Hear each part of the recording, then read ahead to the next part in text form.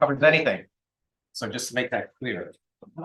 It's not your car. Anybody else with a blue car? Blue station wagon type car. No. Okay. All right, public comment. Anybody here? Yeah, you're welcome. Name and Hamlet. Name and Hamlet, you have 3 minutes. Good evening, everyone. Beth Uretsky, Golden Bridge. I really thought I was going to stand here tonight until about an hour ago and just say basically just the word ditto. Ditto that we're not really moving any further in making anything better. Ditto that the same group is pretty much saying the same comments.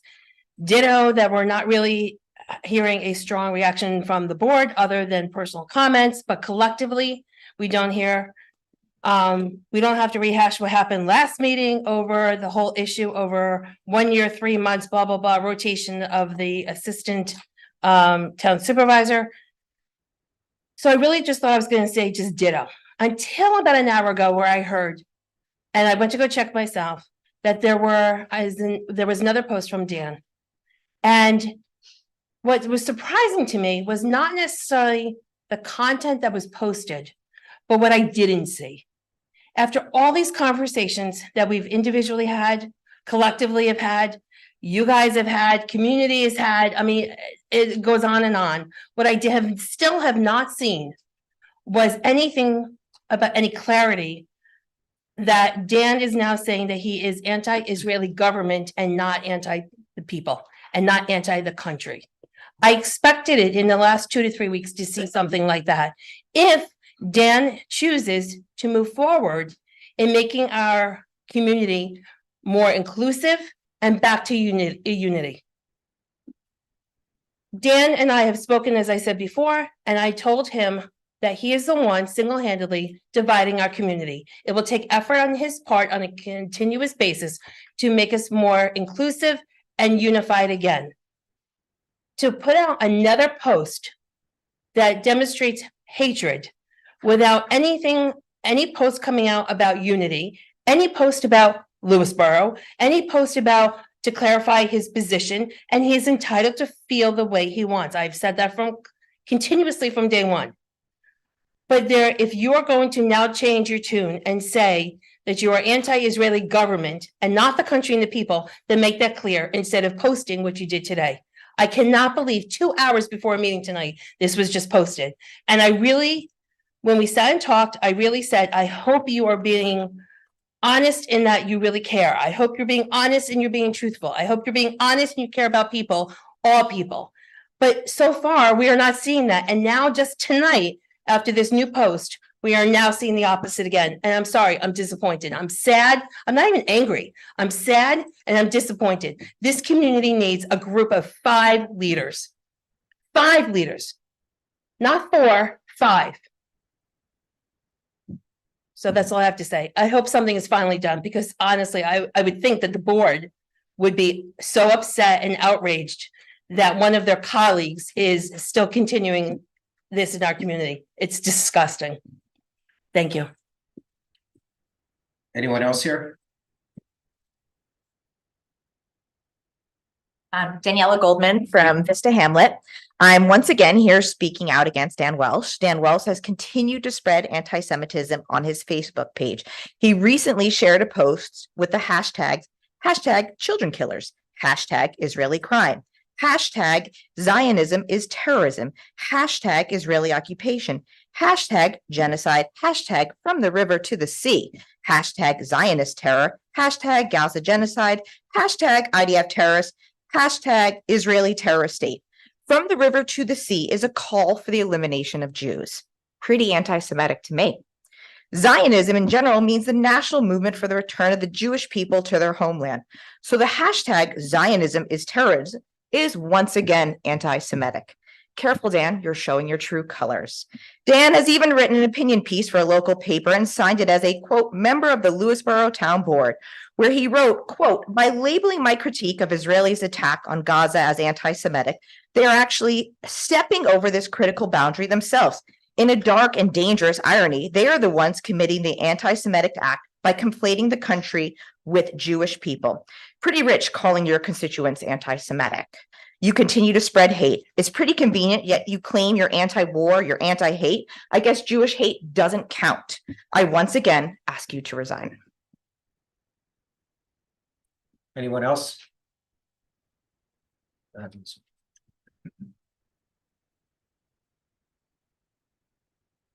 Elizabeth Ammerling, South Salem. Since January 8th, when I last heard Dan Welsh speak, I have continued to be confounded by what he has as well as what he has not chosen to publicly state. Dan has intentionally avoided making an apology for his words of hate and continues to offend the Jewish and non-Jewish constituents of Lewisboro. He is surprised that Jewish people find his words reprehensible and offensive. Words such as Hamas was not the issue, occupied people have a right to armed resistance, accusing Israel of war crimes and Israel's ethnic cleansing of Palestine and the West Bank. He refuses to hold Hamas accountable for the attacks of October 7th and the resulting Israeli response, insisting that Israel is the aggressor. I have not heard him once advocate for the return of innocent Israeli hostages, and yet he's stated the number of Palestinians who have died. Defending such monsters by arguing armed resistance is just incomprehensible. Dan has, since January 8th, posted the hashtag from the river to the sea. The ADL defines from the river to the sea as an anti-Semitic slogan commonly featured in anti-Israel campaigns. This rallying cry has long been used by supporters of terrorist organizations such as Hamas, which seek Israelis' destruction through violent means. How could you have posted that without seeing those hashtags? We talked about how we felt. You alluded to being sorry for how we felt, and yet a couple days later, you go and post that. There's no apology. It's your true colors show through right there. Usage of this phrase has the effect of making members of the Jewish community feel unsafe and ostracized. The fact that you do not recognize this is deeply concerning. You also posted other hashtags which have already been stated. I am not speaking tonight to change your mind, Dan, or even to ask for an apology anymore, because I know that it is not coming. I truly believe that you're not interested in either of those things. I'm asking that the board recognize that his views and opinions are not representative of the residents of Lewisboro and should not be a representative of the board either. The Anti-Defamation League has been reviewing Dan's public comments and are deeply troubled by them. They will continue to keep him on their watch list.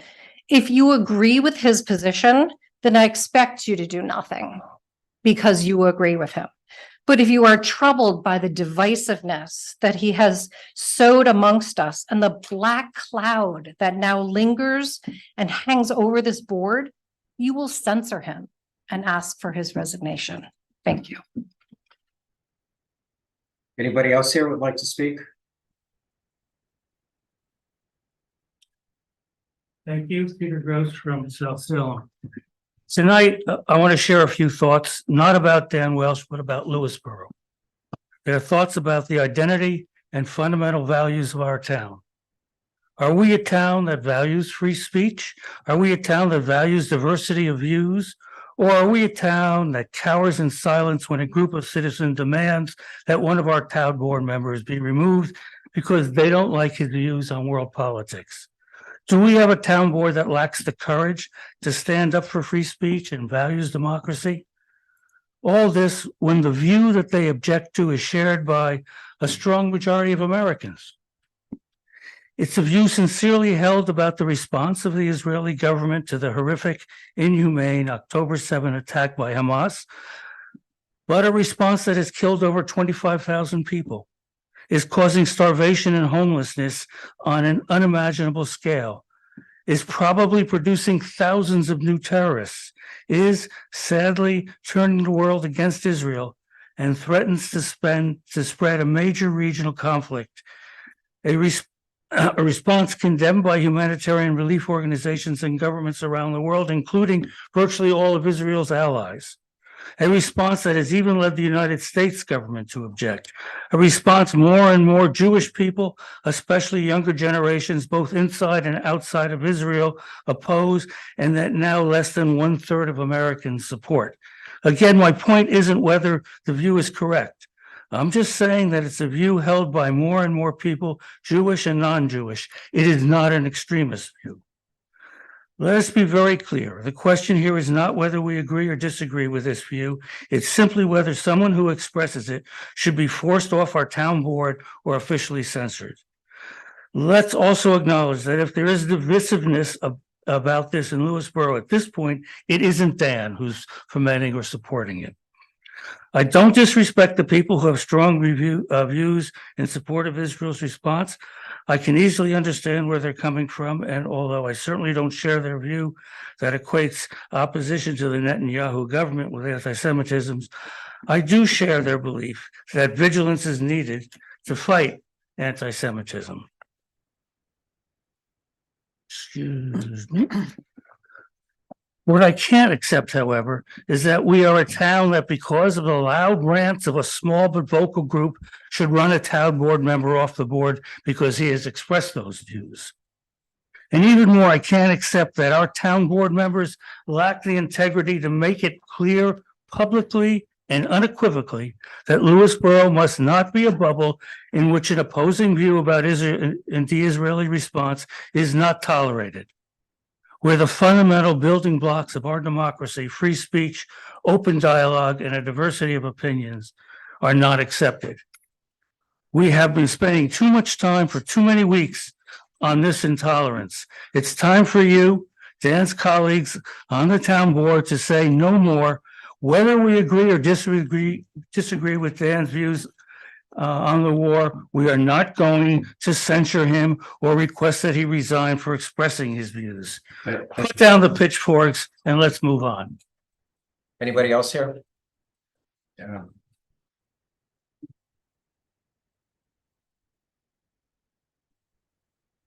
Paul Lewis, I've known Dan for a long time, and I have very high regard for him.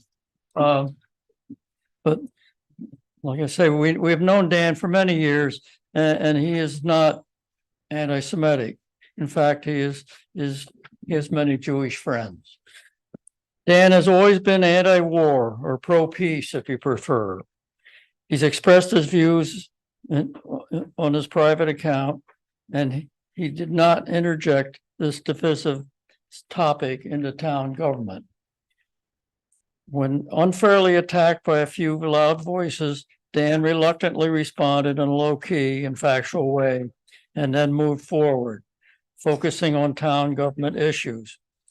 We feel it is not only unfair, but abusive for anyone to suggest that Dan's standing on the town board should be affected by the unfair, untrue accusations that he's been subjected to.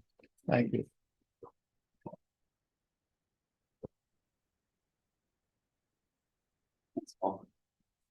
Mike Gordon, Lewisboro as well.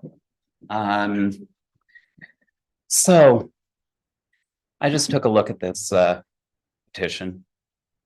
And it leads with this stand up to Jewish hate, demand Dan Welsh resignation. And so I then took a look at Dan's post, which, by the way, started on October 14th, not after the election. The petition suggests otherwise. And some of these quotes were, every bomb widens the war and moves peace further off. Anything war can do, peace can do better. Do away with warfare. And then the thing which really struck me with respect to my own, I've been in a lot of my own kind of respect for the Talmud, which is reasoned discourse, and also speaking directly to some of the things that you guys have been saying, because I understand what's going on in your hearts and heads. On the 17th, Dan said the Hamas attack was horrific. Absolutely condemning the Hamas attack. Supporting Israel in this way is actually not supporting Israel. The Israeli citizens have been led down this path by an extremist government. Neighboring governments will respond and Israelis will be far less secure as a consequence. I think that that clearly expresses an objection to the Israeli government specifically. And he has specifically said that. And my Talmudic study and many Israeli drawing rooms, I've had this conversation about the Israeli government and specifically resistance to the Israeli government, which is, in my view, an extreme Israeli government. This is reasoned discourse. I don't have to agree with everything. And I would appreciate a strong statement from board members backing this individual's right to free speech. But I do want to emphasize, as a Jew, this is one of the most powerful feelings for me. I have stood up for against anti-Semitism and against extremist Israeli governments for many years now, and I think that that Dan deserves the respect from the board and candidly from the community. Thank you.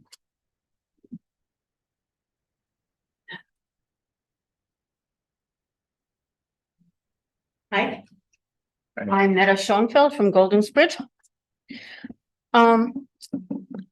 The purpose of electing government officials is for them to represent their constituents.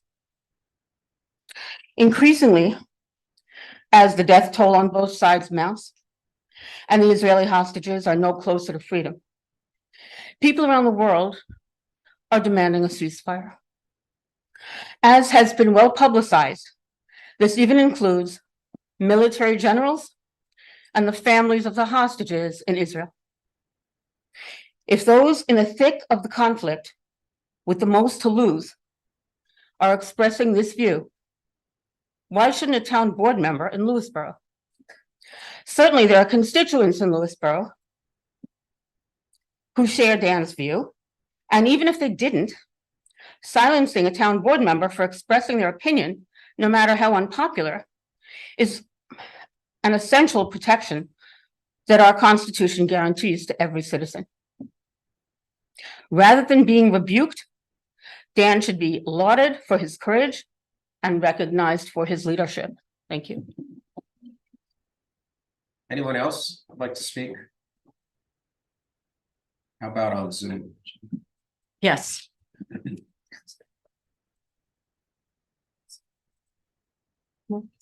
Simone O'Connor, I'm asking you to unmute. Good evening.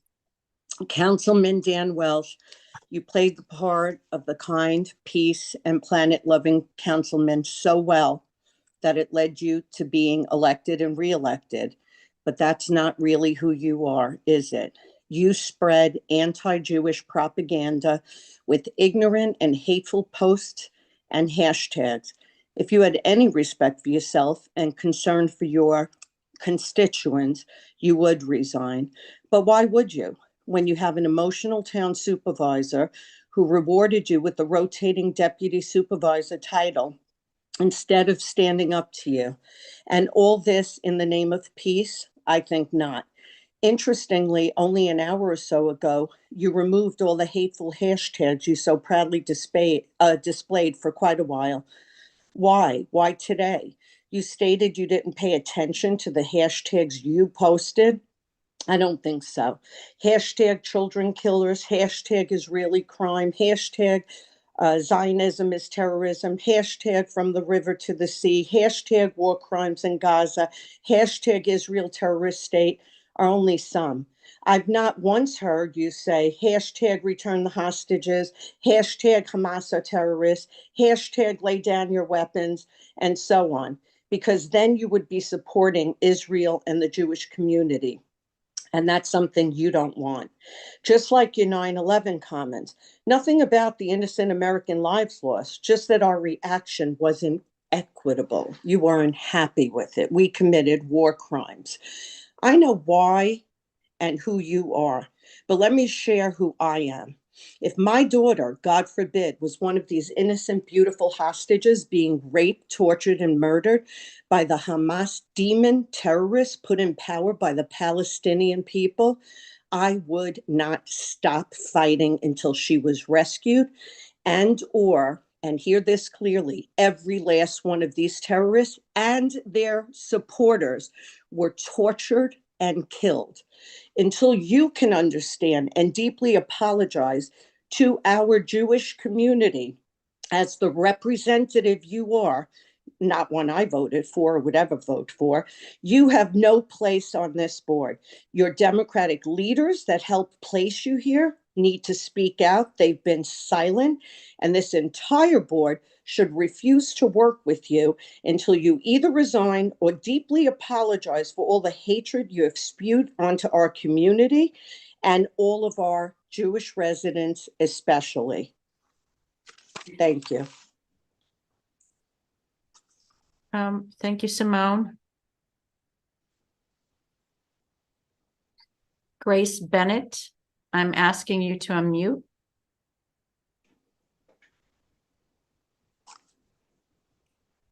Hi, can you hear me? Yes, we can. Okay, hi. I live in Pleasantville, New York, and I'm here because I heard of Dan's comments, and I went and checked out his page. I'm very interested in this topic as a direct descendant. Do you live in, I don't think she's elected. are you a resident or are you a taxpayer in any way Business owner. or a I'm- business owner? I'm a business owner, and I live In I live- Lewisboro? no, I live in Pleasantville, New York. Correct, the business owner. Yes, my business is based in Millwood, New York. Okay, then I'm so sorry, but this is for residents and taxpayers and business owners only. But thank Okay. you. All right, you're welcome. Thank you. Next, I'm asking Kathy Deutsch to unmute. I have spoken at every meeting since the October meeting regarding Dan's comments. And the rationale that the board has said is that he was posting as a private citizen and that was not in violation of the First Amendment. Well, he has posted in the now defunct Record Review, signing off as a councilman. That in itself is a blur of the lines, which places it in a whole other category of ethics as a council person. I have just counted the hashtags which were removed 1 hour ago, perhaps by advice of council, perhaps by advice of Tony Gonsalves, who is the sole person who can appoint him to remove it, because we know how inflammatory they are. I have counted, there are 22 anti-Semitic hashtags. My descendants immigrated here to, I could almost cry, to avoid extermination. And everybody said, why didn't the German people speak up when it started? Why didn't people fight? Well, we're fighting. We're fighting now because here in our very community is somebody spreading anti-Semitic tropes. And as anti-Semitism has grown by over 400% as per all credible news sources, this is what we have to be wary of. And I, as a citizen, as a voter, as a taxpayer, am appalled that this is allowed to continue. And I also would like to state that Grace Bennett is my friend, and she is a child of Holocaust survivors. She is a speaker at the Shoah Foundation. She has been an advocate for Jewish rights across this country and took her time to try to address our community from a place of personal and professional knowledge of this topic. And the fact that she wasn't allowed to speak, which might have been enlightening to some, I find abhorrent. I will, and I know that the Jewish members of my community will not stop. We will come to every meeting and we will speak out until something is done. The weak response of a rotating deputy supervisor does not resolve the problem. It just kicks the can down the road. And the very board members at last month's meeting were themselves quite shocked and confused by this decision. It does not resolve the problem. It is just, I don't even have words anymore for how this town is suffering and is not being addressed respectfully. Dan Walsh, I ask for your resignation. Tony, we have worked together. I like you, but I am disappointed by your behavior concerning this appointment. And the board members, I am not impressed with your silence. I think that it's time to finally speak out and show your cards, because we will not stop. Because I am not going to be subject to violence in my community. All right, thank you, Kathy.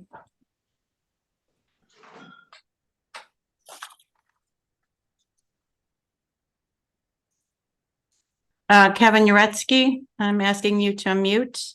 You have 3 minutes. Brandon, if I may, if the board may indulge me for a moment or so, I happen to be at work and I'd like to walk away to a quiet space. Just give me about 5-10 seconds if you don't mind. You have 3 minutes. No problem, Tony.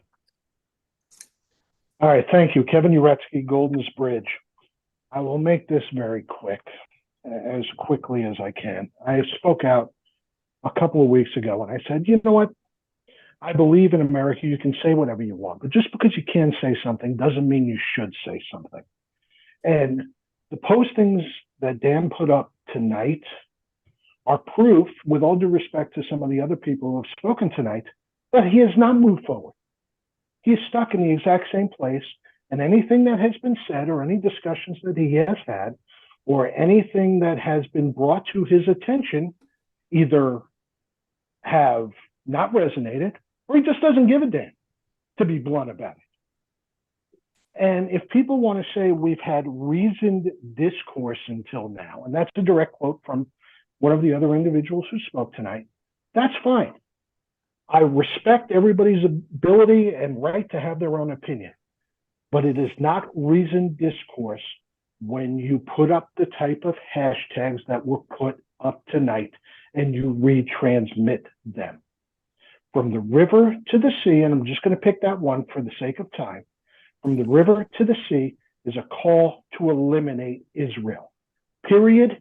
End of story. No questions asked. Eliminate it. Make it cease to exist. And if you kill everybody in it, all the better. That's what it means. And to say, I didn't pay attention to it is ridiculous. That's the kind of an excuse an 8-year-old child makes when they get their hand caught in a cookie jar, that they weren't paying attention to it. This is a bridge too far. And I respect other people's opinions, but it is time for the town council to ask. I can't imagine that any of you, any of the rest of the 4 of you, are happy about this continually being discussed. And I'll leave you with this one thought. It has been, if you want to call it a motto, if you want to call it whatever you want to refer to it as, the Jewish people often say never again as a result of the atrocities of the Holocaust. Well, it's time people, including Dan, realized that we damn well mean it. Have a good evening, everybody. All right, thank you, Kevin. Letitia Stapleton, I'm asking you to unmute.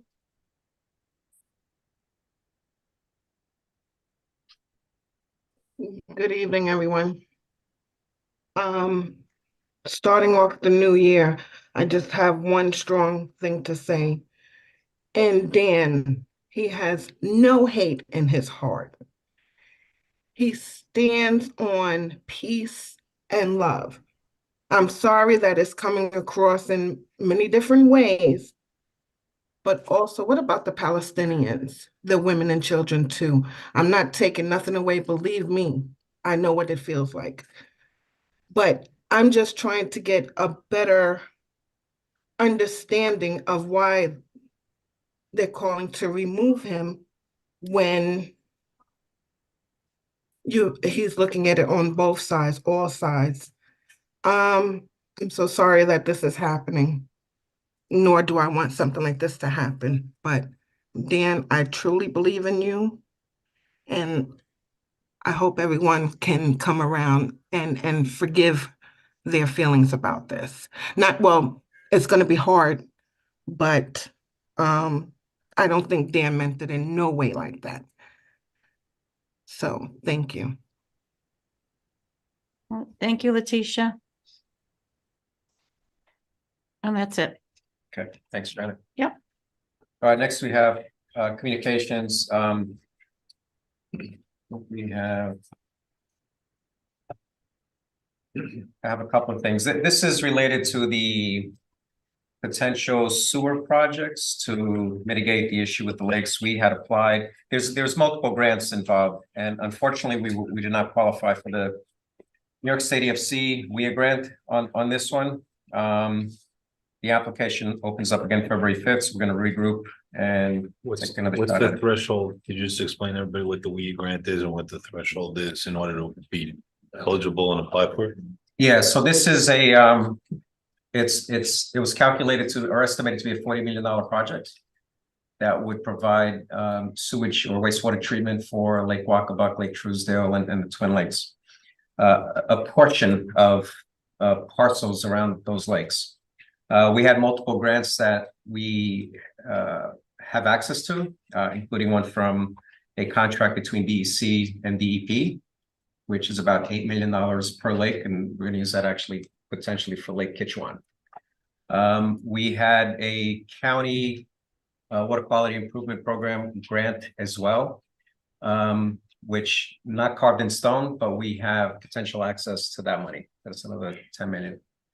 And then the WIA grant, because it's a wastewater project, it's 25% of the project cost.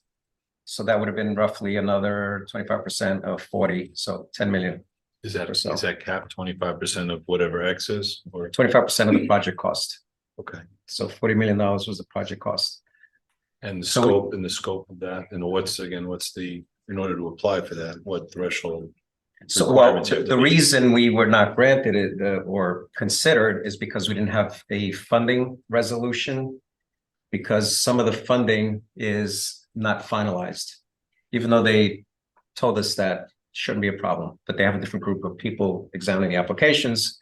So things like, for example, typically when you apply for WIA, you have to pass a funding resolution. We did that for Oak Ridge back in 2021, where we said we were going to borrow up to the cost of the project, which at that time was 1.9 million. And had we done that here, basically to say, okay, we're going to borrow up to $40 million, we would have potentially gone to the next step and got the preliminary approval. But we didn't do that because we were counting on these other funds, which we're still counting on them to come through. But the WIA portion, again, that's the smallest of all the grants. We do need to have funding, evidence of funding for the entire project. So that's the reason why we didn't qualify for that one. So again, you're explaining clearly why we didn't get it. I'm just trying to understand as part of the WIA process, what do you have to establish in order to apply for it? Are there any minimum requirements? You go through the application process, which is online beginning this year, and then you present your funding resolution saying that the town board is behind the funding of this project. And that's pretty much it. I mean, there's support letters that you want to have, and so that's and if there are other committed grants, which we do have, there's that contract between DEC and DEP, which basically says we have $8 million. In this case, it would be $60 million towards this project. So it's on a continuum then. The more evidence of funding being in place, the more likely statistically you're able to get it. is what you're saying. Correct. Okay. Could you give examples of what evidence of funding is? It's a You board and I have resolution. discussed it. It's a board resolution to say, town board of the town of Lewisboro authorizes borrowing up to, in this case, $40 million. Right, but that's what I'm saying. So evidence of borrowing could be a resolution that says that we're willing to borrow up to $40 million. It Correct. could be that we have grants from Grant other commitments. sources. Right. But we have to be able to outline where we would be getting the money. Right. If, whether or not we're getting or we will be Right. awarded the WIA money. We need to show that we have alternative resources. And then WIA, it works on they give us back the money once it's spent basis. This isn't like, here's Oh, the money, go do the project. Yeah, no, they actually have a Right? program where you can actually submit invoices and up to the And grant amount. and then it gets reimbursed. So just so that everybody understands, we have to spend the money to do whatever the particular Not project necessarily. is. You could submit the invoices to them, Yes. and they usually turn around the payment within a couple of weeks. Invoice, not a receipt. Correct, an invoice, yes, yes. But you have to be able to show that that amount would be covered otherwise. Correct, so they're not gonna give us the full, so look at it this way, if you apply for a $40 million WIA grant, right, they're gonna give us 25%. They wanna know how you're gonna pay for the remaining For the remaining. 75%. So this is a state program, right? Correct. Okay, and do we know how much is allocated from the state? I presume there's a certain allocation in the state budget. It's a lot. It's, Okay. millions, 'Cause hundreds also- of millions. I would dollars. imagine I don't then the have X the factor, exact number. yeah, the X factor would also determine, based upon budgetary constraints, of the state, how much is available, and also how many similar projects people are applying for at the same time. Right. Which is something I guess you can't know. As part of No, the you don't. process. But you gotta, you make your case and you cross your fingers like you did for Oak Ridge, and we got the grant. So that's that was the EFC grant. Now, when we submitted the paperwork, they mentioned to us that we were missing the engineer's stamp on the cover sheet of the engineering feasibility report. But we were able to get that stamp and resubmit, so we were not awarded because of that. But We're not awarded. we were not, yeah, it wasn't because of that reason. Yeah. And where I'm going with that is the DEC, there's a CFA consolidated fund application that we submitted for a water quality improvement project program. There, instead of it being a funding issue, it was an issue with not having that stamp on the cover page of the report. And that was a $10 million grant. And so, yeah, so we, and we learned from that, and we're gonna, take another stab at it and see what happens. And maybe we wanna, we're gonna talk about, okay, what are the options, right? Do we want to scale down the project potentially? Do we want to do a septic maintenance district instead of, a sewer? So those are things that, we need to now sit down and review. And this is not related to the potential Lake Kitchewan project. That one we have funding for. We're trying to get more to help us with some of the other, pay for map plan and report, for example, up front, because you're going to need that. And we're going to try to get those funds from the county. So there's a organization For our called the, portion of the project, because we have other communities. well, this is all Lewisboro. This is specific to Lewisboro, right? Yeah. So again, this is in response to the lake studies that were performed in 2019, which said that our lake quality is not getting better because of issues with wastewater and phosphorus running, which comes from wastewater, as well as other decomposing leaves, things like that. But to minimize or to improve the quality of the water and not to make this problem worse, we have to capture that wastewater somewhere. So that's the reason behind this. Is this an opportunity for the grants committee to get involved in this and assist in this process? Yeah, at this point, we already have key people that are involved, including our engineer. Jan Anderson helped us. I've been involved.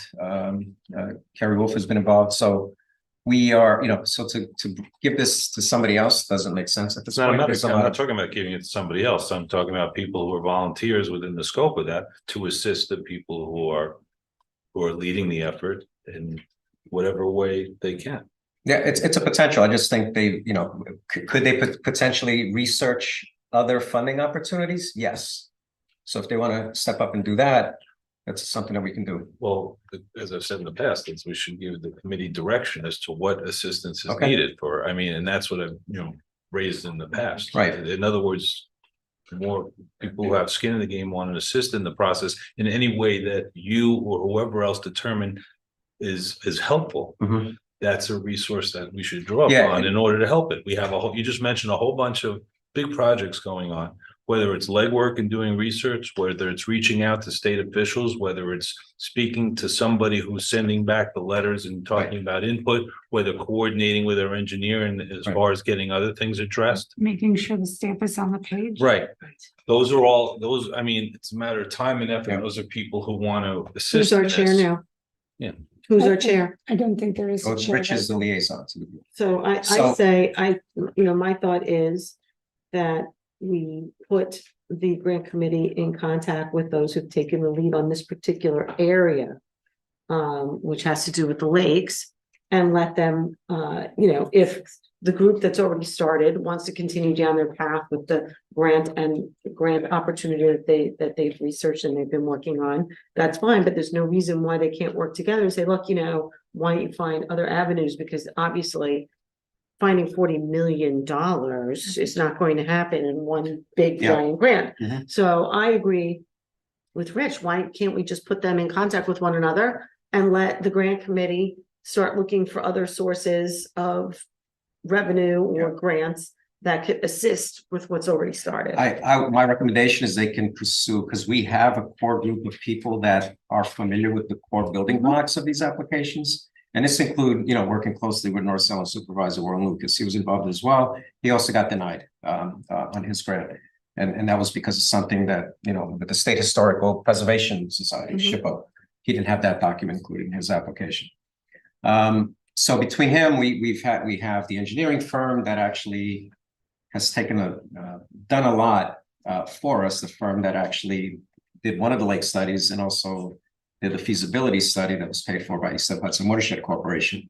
So between all, the folks that are engaged, we're going to continue with that. And then for other opportunities, I think we should engage. And Rich, as a liaison, we have other projects, other water projects. So maybe, bring them to the table. Well, in order Yeah. to, I'm happy to do that. And I've been talking about that for a long Yeah. time, but what we have to do as a board is we say, here's things we want to go after. Here's policies that the board have developed and our priorities, and then give people the means I agree. of having access. Absolutely. But we got to develop that. We got to give Yeah. people direction as to what Yeah. we want them to do. I agree. So then there's Somebody's no developed harm that. in putting them in contact with the people who've already started on one branch of it to determine if there's other branches that they could. Yeah. There's no. Can I, Okay. can I Go ahead. suggest or just throw out on the table, years ago when we've had this sort of East to Hudson money come in and we needed to get organized, we created a Lakes Committee, which Which we have, right? well, it was pretty much disassembled, Yeah, there's a new Lakes Committee that started with, as a result of these. It's not studies. it's not like a town. It's people from. The Yeah. different I'm just wondering communities, if we want to formalize that as a town. Yeah. Task force Mhm, for this, right. just to, give it a Right. little bit more. Right. push, That's all. Okay. Yeah, no, we can certainly do that. Yeah. Maybe mean, there's gonna maybe they be- don't want to. I don't know. Maybe they want to be Right. able to, Right. but you could throw that out there. Right, yeah. I mean, right now, we have to keep people engaged with this project. At the county level, at the state level, cross municipality work with North Salem, for example. So we have the core group that's, that's been driving this. And Sure. we just have to continue that momentum. And again, for Lake Kitchewan, we have enough money. So that's another project we have to. And that takes work with the health department. So our county legislators helping us with that, for these advanced Mhm. treatment units that would replace the existing septic systems. So we have another meeting, for example, in February with the health department to review that. Because we want to try to make it almost like, I hate to say it, but it's a cookie cutter approach for replacing septic systems so that you don't deal with the long wait times that you have with the health department and improving. Right, any- at least they should approve ahead of time what systems they Right. will accept. Right. You know, in general, yeah. Yeah. So you don't have to like, this is all a new thing. But we've had, and I have to thank Chris Burdick for this, because, he went through this in Bedford. And so we've engaged, the right people from BEC, DEP, my involvement with the East of Hudson. You got representatives from those agencies there as well. You have county planning. So we have the right people. Yeah, so Well, that's good we'll news. keep trudging ahead. Yeah. So those are the two pieces of communication I have. There's another one here. I'll let Mary. This is a letter from, or an email from Richard Hollab. I'm sorry if I'm mispronouncing his name. He wrote to the town board, as I am unable to attend tonight's meeting of the board, I request that this email be read at the meeting. Thanks, Chairman Gonzalez, for a congenial meeting this morning. I requested time to ask if an agenda item might be added to tonight's executive session regarding establishment of a task force or working group to seek a lasting solution to the traffic situation on Ridgefield Avenue. You replied that such is not the kind of topic discussed in executive session, but I could send this email if unable to attend and speak in person. After recounting yet another incident in which I was passed on Ridgefield Avenue and in which I felt that I wasn't even safe inside a vehicle, we discussed the notion of a task force comprising some interested citizens, a member of the board, a representative of the police department, and someone from the highways department. The task force could meet regularly to discuss, research, and implement potential solutions to the problem under the auspices of the highway department. You pointed out that the citizens participating in a task force might also be drawn from other neighborhoods where there are roads that have similar problems to Ridgefield Avenue. In the interest of ensuring that the solutions investigated and experimented with are suitable throughout the town, I hereby request that the board consider and approve the formation of such a task force. Thank you for your consideration. And he attached a New York Times Sunday Magazine article on the dangerous driving that came up. And it appeared in the magazine the Sunday before last. I think that it's fine to attach it in view of its relevance to public policy. Sincerely, Richard Holland, South Salem. Yeah, so that idea is something that we, as a board, if we want to consider it, maybe I think you had Yeah, I was just saying it's an obvious overlap with the pedestrian bike committee, but it's in this case, it's very heavily going to need, highway department or. Right. So I'm wondering if we could start it off with at least let's just do a workshop, with bringing those people in. And if they decide, in order to, keep working on this, we should keep us together as a task force or something, or some other approach, let them have an initial session, hopefully bring in John, maybe the chief and members of the committee and see where they, how they think it should be organized. I like the idea of it being not just Ridgefield Avenue. Right. In that I know personally that there are other parts of town that also have safety issues on the road. Okay, sure. So I'm happy to get in touch with those parties and try to organize a session with them and see where that goes. All right, great. So let's move on to consent agenda and the approval of minutes of January 8th. I motion that we approve minutes of January 8th, 2024. Andrea Rendo, second. Discussion, all in favor? Aye. Okay, now on to old business. So we have the county EV charges program, which we approved in the prior meeting, moving forward with the inter-municipality agreement with the county, where they would pay up to 50% of the cost of these chargers. So we've been working with the company that's recommended by the county on the engineering side. And we have, for example, if we put these in Onatra, and this has been in discussion since 2019, I think, but we've missed out on the grant opportunities due to funding drying up in most cases. I think in one case we didn't, it was a DEC grant, but we didn't fit the criteria to get that And grant. we also had one where it was NYSERDA funding, and they had a big, one of those, dials on how much is left. And we submitted, and they said, oh, that's been broken. Well, there's no more funding, so. Yeah. So now we have this program with the county, and we had this company put together proposals for the various sites that we've been looking at, which includes On a True Farm, here at the library, the townhouse, and then we have the town park as well. We decided we were gonna start with the library and Onatru, because those two installations, the net cost to the town would be zero. For the other two, and is a convoluted, I'll let Dan explain, but there's a way where, depending on ports and number of units, you may not get to zero, but with the configuration for the library and Onatru, we got to a zero cost to the town. I just have, sorry. If I may, before we talk about zero, we also need to talk about safety, because there are many people in the community who think that it could be not safe to have them at places like Onatru. So if you could also speak to that. So my comment was going to be that I don't think that they belong in Onatru. Onatru is something all to itself, very unique, very special. There are restrictions there.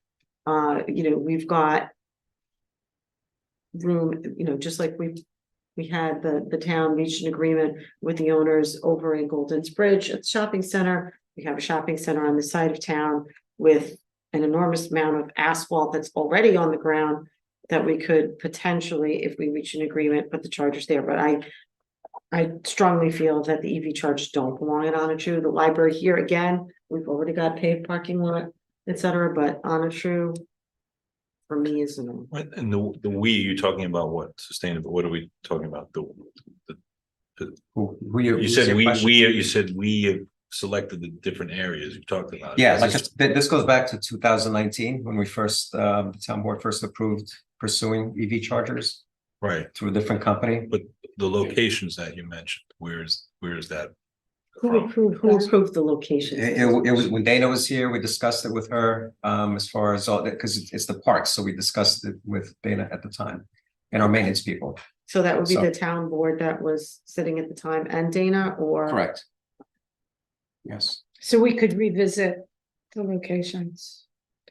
So we had about 5 locations that were put out there to the consultant. They made site visits to see what the technical details about putting them in would be. And these by definition are going to be town properties. So that was the town park, libraries, our campus here, Onatru. We actually looked at Tyrus Russell and Fox Valley, I think, right? Vista Park. Vista Park. And yeah, then because the nature of each of the sites differs in terms of what the electric services that's available there and where they could be located and how much trenching or whatever goes on. And then the funding is related to that installation in terms of each unit gets a certain amount of subsidy from NYSEG and a certain amount from the county. So you got to run all those numbers, and then sometimes it comes out looking good. And we had other ones where, they want, it's going to be $50,000 to put them in, and then if you have, one unit, it's actually going to cost you money, but it nets out zero if you have 2 units because you're getting the increased installation subsidy, et cetera. So we've been back and forth, with the consultant, like a ton on this. In terms of the Onatru site, I mean, this, I gave a heads up to the Garden Club folks because they're the ones that, were interested in whatever we do there. Right. So, and I will say, that the Onatru site is without a doubt, has this amazing historical and aesthetic value to it. It's also, though, a farm, and a farm typically has some utilitarian elements to it. That came up when the discussion of the solar as well.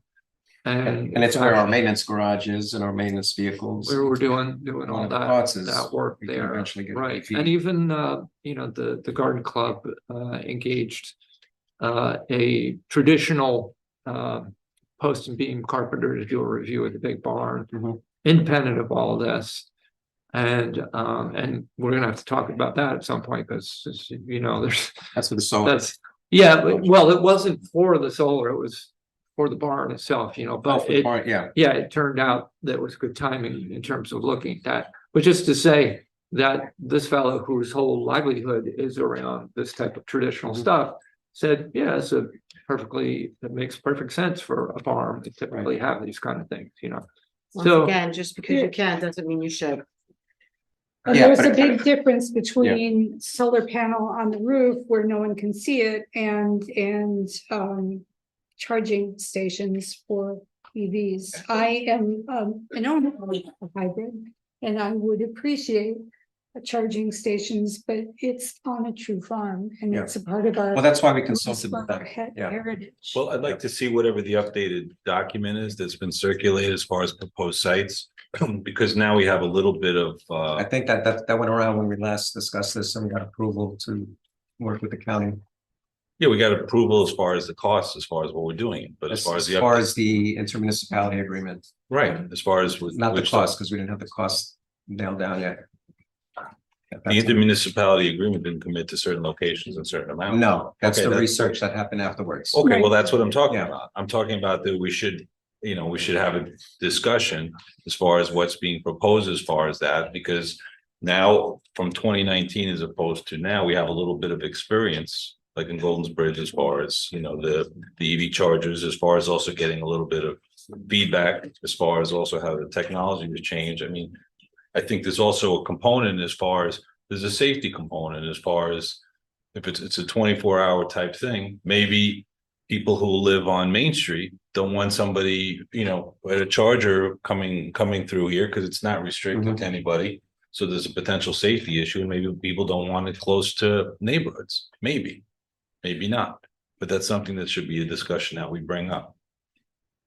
Because also, like, we should also get feedback. We should utilize the feedback that we can get maybe from the shopping center owner as far as the amount of use they've gotten I from mean, it. people live next to, the pizza place in Vista, but they're not worried about people visiting there because it's somehow a Well, it safety closes issue. at 8:30 at night. That's why we're not worried about it. But it's also, it's I mean, if 24-hour people had- availability, isn't it? Okay, but if people had. Huh? You So it is Sorry, hold on. 24-hour If pe- availability. If It's people not- had ill that's not defined. intent, and we're gonna go into that lot for some other intent, then they could do that today, as the charger would not create all of a sudden this, this sounds to me sort of like some of the resistance to putting a bike trail in. No, it's different in that, speaking as a person who's looked for a charger, I know people park in those charging stations and they're always charging. And then other people can't use it, so there We're gonna has to charge be. people for the use of it, so if they wanna. All I'm you know, talking about yeah, right but- now, it should be open and transparent, so people in town know where it's being proposed and the amount, so people in various neighborhoods can say this is a good idea, or also get input, because you mentioned we from 2019. Let the community know what's being proposed, the amount of chargers, or the locations that are gonna be proposed, the cost, everybody can evaluate it, and everybody could give constructive input, and then we could have a deliberative process and make the best possible decision. Okay, so actually, we're kind of at the end of our potential here. If you wanna, strike down the not a true chargers, you can go ahead and do that, and we'll just leave the library ones. Or if you wanted to leave it open as a possibility, you could say, right, we'll say, we'll take comments, by email or something. for the next day or two, or? Well, I would, based upon the feedback from the solar project, my take is that the overwhelming majority of people who have connection with Onitshu would not want chargers there, period. That's anecdotal. That's my take on it. Yeah. And I think to the extent that you're not incorporating people, like I think it was not the most prudent course of action as far as the solar project, being people as far as the garden club and any other stakeholders referable to Onitshu as part of the process is totally, is incorrect. Presuming that this is a good thing, which, energy efficiency and all that stuff is a good thing, without factoring in the different other components and bringing people along in real time so they could be part of the process and contribute towards it, is a mistake. Yeah, we can strike these down. It's not like it was not known that we were working on this, and the garden club was aware of the possibility of the chargers going in. And the garden club is also not a monolithic organization, as we've found. So, but it's then post where it is, put it on the website, promote it so people are aware about it, and everybody in town has an opportunity to do it. The other thing is, if you said that it would be a zero sum at Onitshu, and it might cost $50,000 at another location, that would also be good information for a full discussion of it, so we could know. I would personally rather pay $50,000 to have something at the town park rather than Onitshu. Yeah, for town park, it'd be about 13,000, I think, that proposed one, that's over by the shed where. and it That's goes- good information to have. Yeah. And, a lot of people could use it at the Mhm. town park, especially at Right. drop off and pickup time Mhm. for the sports. I'm more than willing to take Onitshu off the table completely at this point. It's going to be a debate. It's impossible for us to even imagine a circumstance under which people would not be debating putting electrical charges at Onitshu. I think this is a no-brainer. We're really just wasting a lot of time here. Right. I say no electrical charges at Onitshu. Let's move on. It's going to be 13,000 or 50,000, whether we do it at a shopping center, at Vista, Well, at we the can't do Vista it at the shopping Field. center. Well, The shopping center owners would have to do it. all right, that's fine. Bridge, the other two haven't yet. Do it here, do it at the town park. Yeah, we can do that. But I really, Yeah. I think that we're wasting our time if we as did it far as here- discussing Onitshu. It's zero cost to do it here, Mhm. and town park would be about 13. I think that was the number. So can, we can, look that up and just double check that.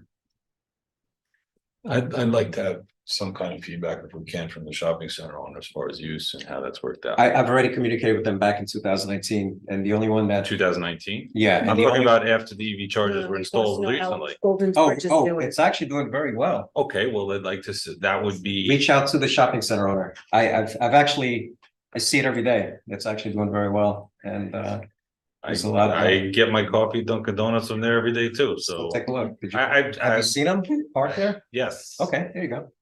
But seeing, again, that information is something that's helpful as far as, so that we can. I've use spoken to that. her, so, but you're more than welcome. I know, Charges- I'm all, Tony, but get the information, say we've had during the first X number of months. You're saying we've had this. get, why don't you live in Goldsberry, why don't you call her? And you Well, call her. the other thing is, it's whether it's humorous to you or not humorous to you.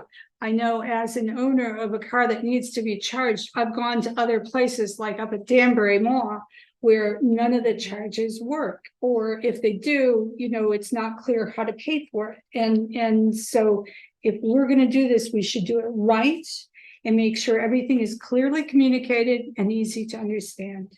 Yeah, shopping centers make sense because they have the amenities, so folks can Right. park and they can. If slice of pizza, shop. if they Yeah. work.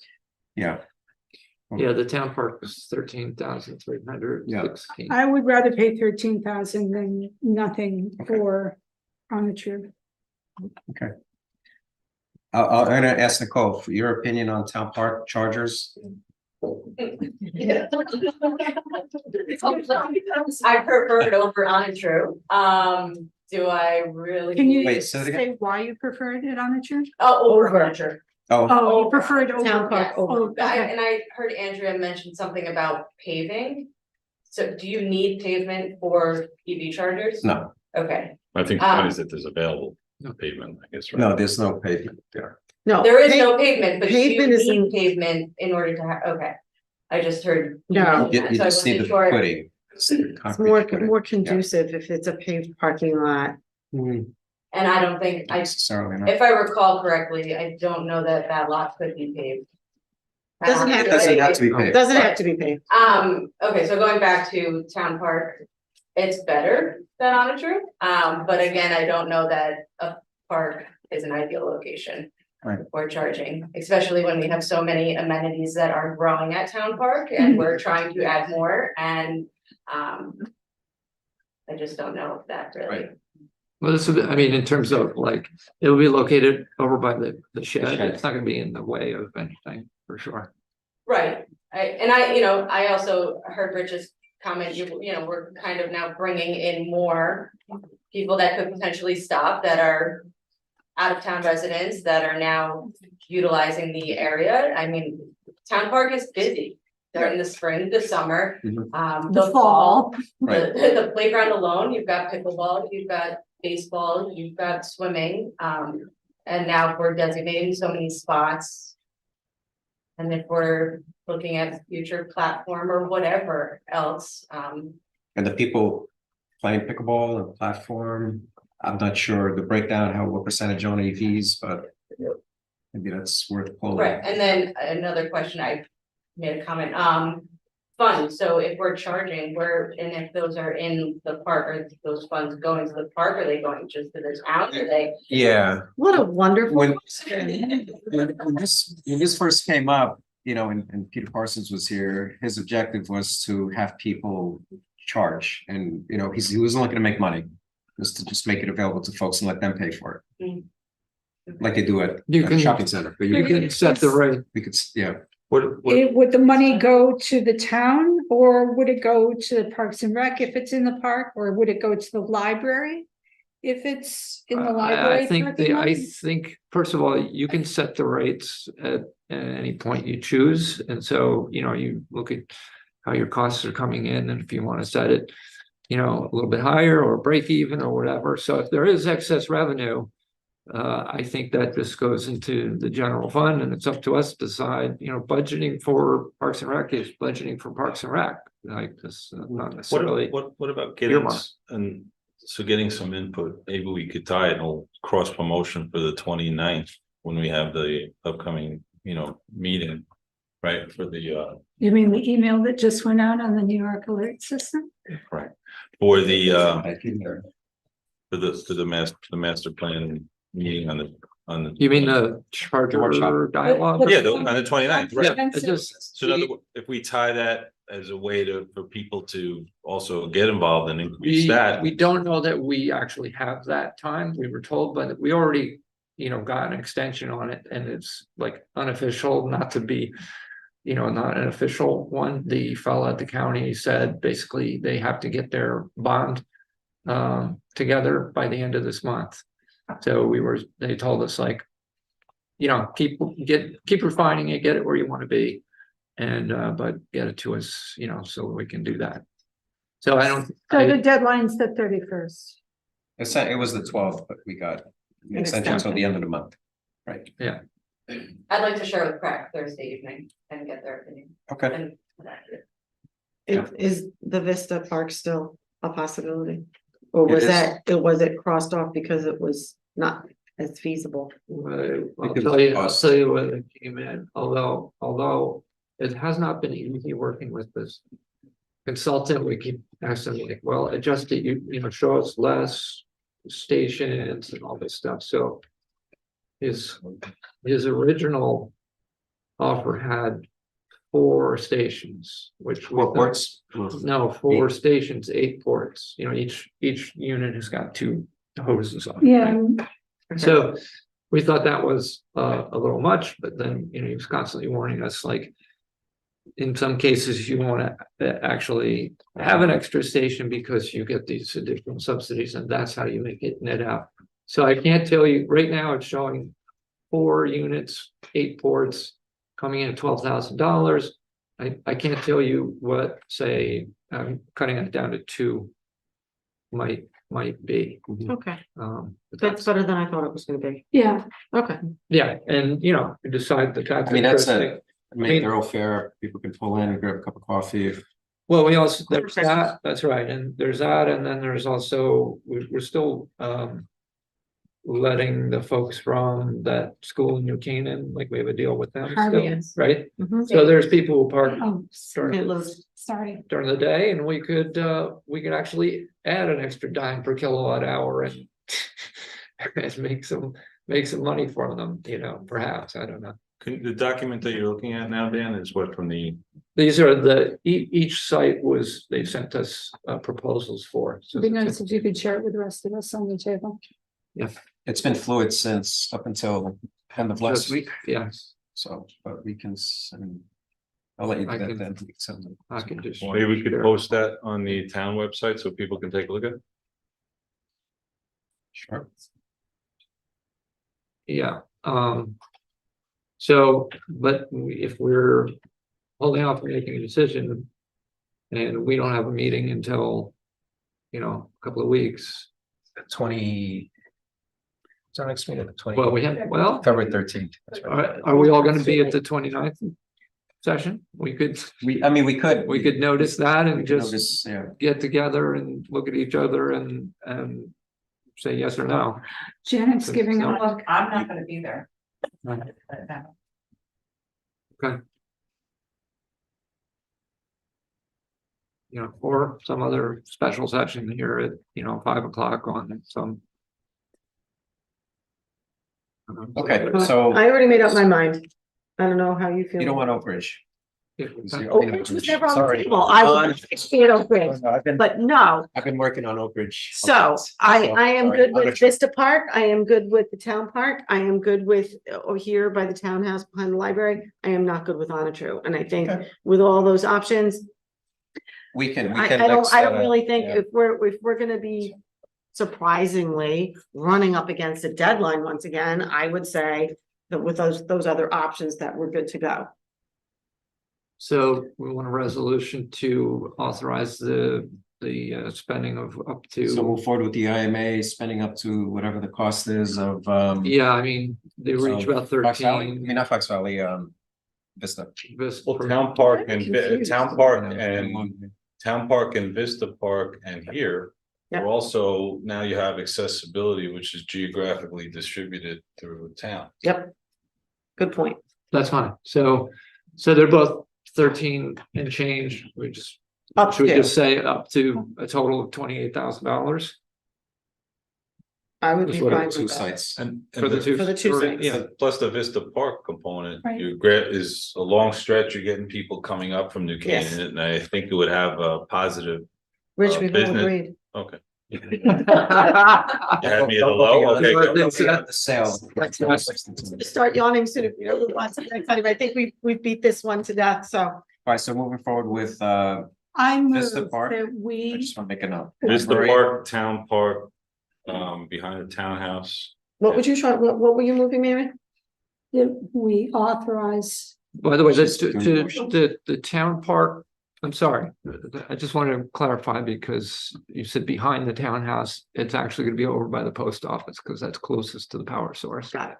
Okay, And I checked. with- Sorry, Mary. On that, so they're okay with it. You ready, Mary? And no, I can motion. I move whatever you said. I just, I, What is it? it's, So it's Vista, it's the town Vista park Town and Park. the library. in the library, But didn't you? Authorizing- Brad first and get their, and I would like to talk to Brad on that part. conditional on Conditional on- approval Yeah, of Parks and Rec Advisory Council. Then we can move, I mean, that's just one, so the other ones we can move on the other three. Right, sound like. yeah, we gotta submit that. When's the PrAC meeting? It is Thursday. Thursday, okay. So We can wait till then. we're good Yeah. for Vista Park, good for Town park. post office. And the I library. mean, library. What, no, it's Vista Park and Town Park that is under the auspices of Parks and Recs Advisory Council. So we have to move conditional on the approval of Parks and Rec Advisory Council accepting the chargers at Vista Park, and Town. Town Park, and we're going to go ahead with the chargers at the Library. Lewisboro Library. Second. Up to twenty. Up to $28,000. $28,000. Yeah, no issue. Roll call. Greg, do we need to roll call that?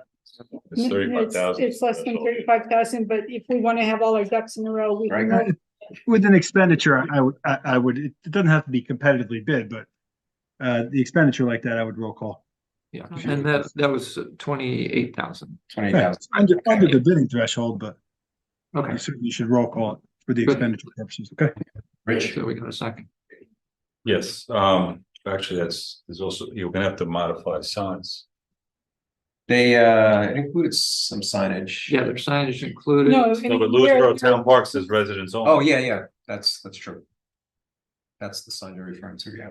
Okay. Well, I think there's one at Vista too. Non-residents park there. Mhm. From the There's school. still signs. Right, that's there's also- those Okay, signs fix that that, let's should change that. be You can add modified some exceptions. at Yep. the highways. Okay. Okay, Where so are we? Rich? Roll call? Well, who made the motion? Mary Shaw made the Mary. motion. I did the Second. Andrea? Yes. now we're doing the roll call. Rich? Mary? Mary Shaw, aye. Yes. Andrea Rendo, yes. Dan Welsh, yes.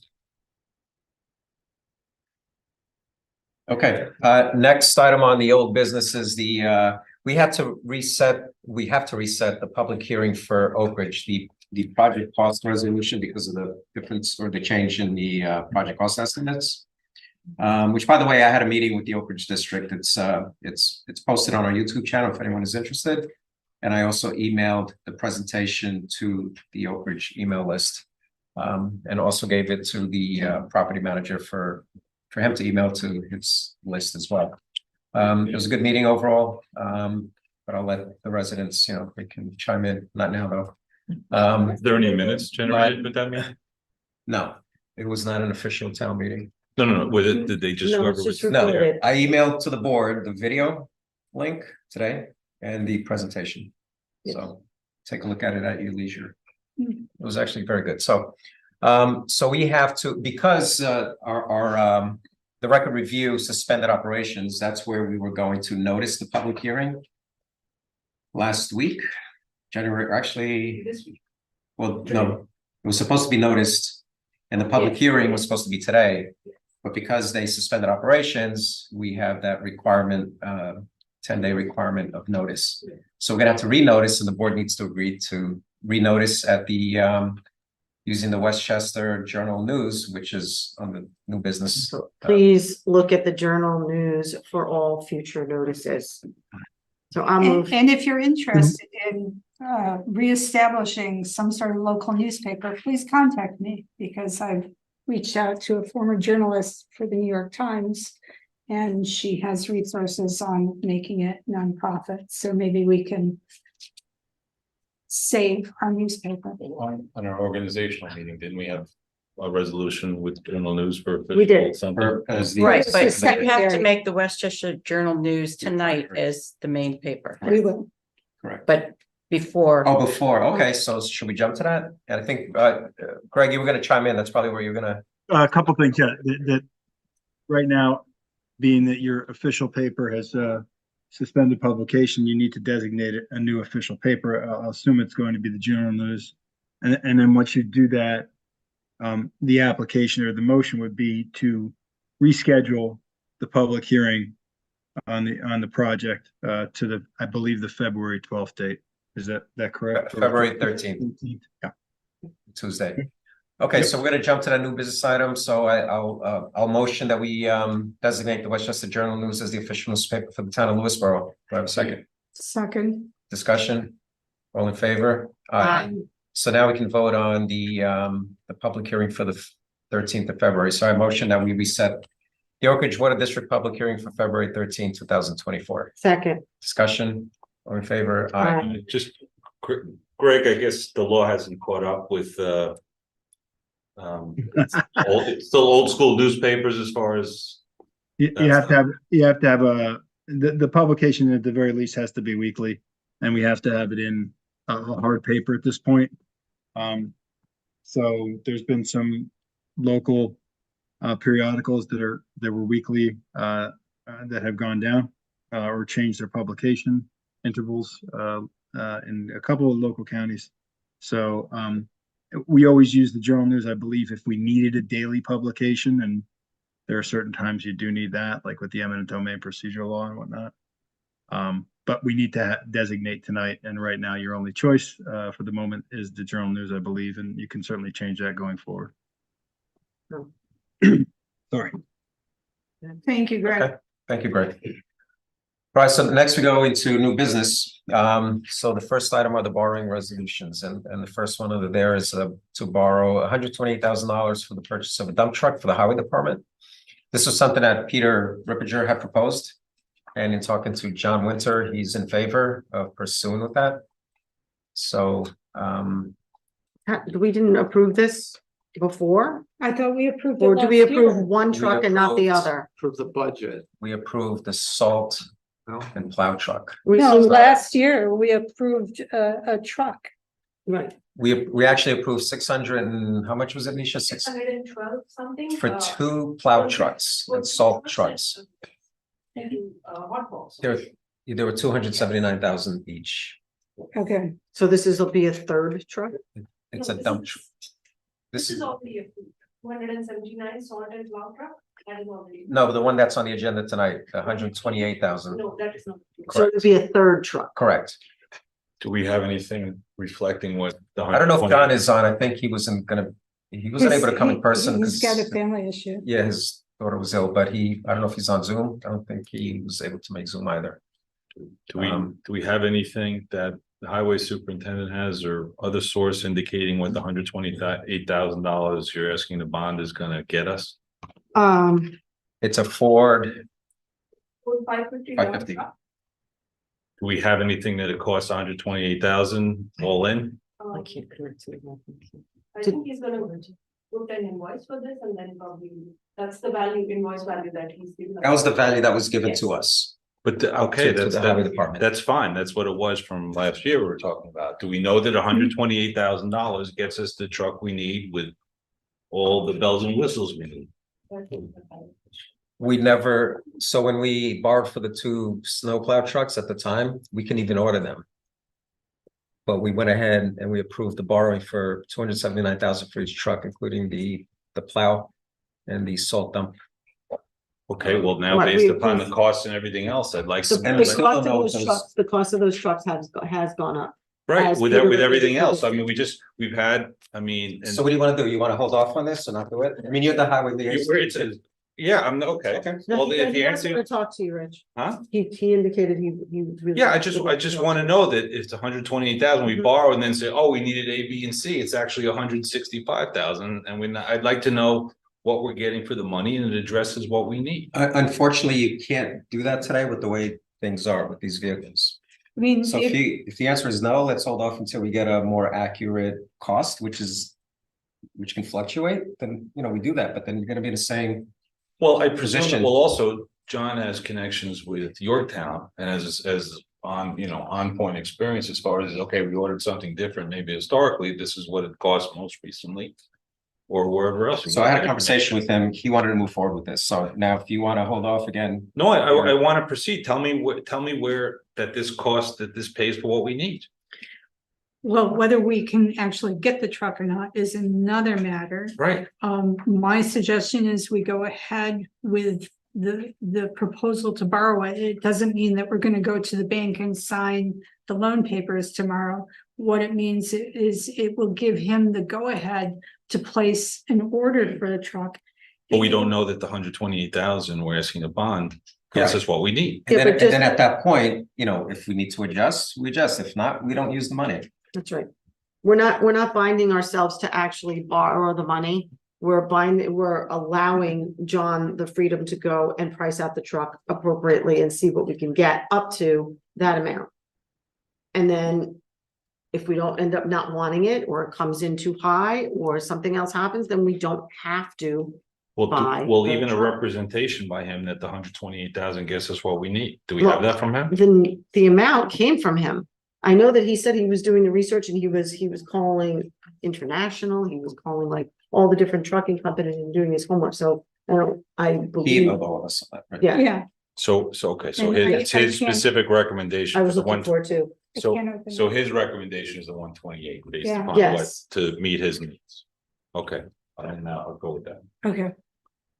That's what I All said. right, and I hate to do it, but can I just ask one clarification? This was in our budget or not in our? No, not in our budget. Not in our budget. This is borrowing, capital, this is capital. Right.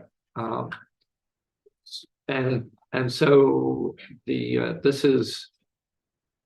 John feels that this is a vehicle which obviously is needed now. And the fact that we didn't know about it during budget time is, well, I know we've always cut back at budget time and then, you know, Things happen. things happen. Well, So, we have a new highway superintendent who has a different opinion yeah. about things, and now that No, he's that's been there good. for several weeks. I'm not against it. I'm just And trying to. I think flesh out how that we got here. attempt to rebuild an older truck was not as successful as some people thought it would be.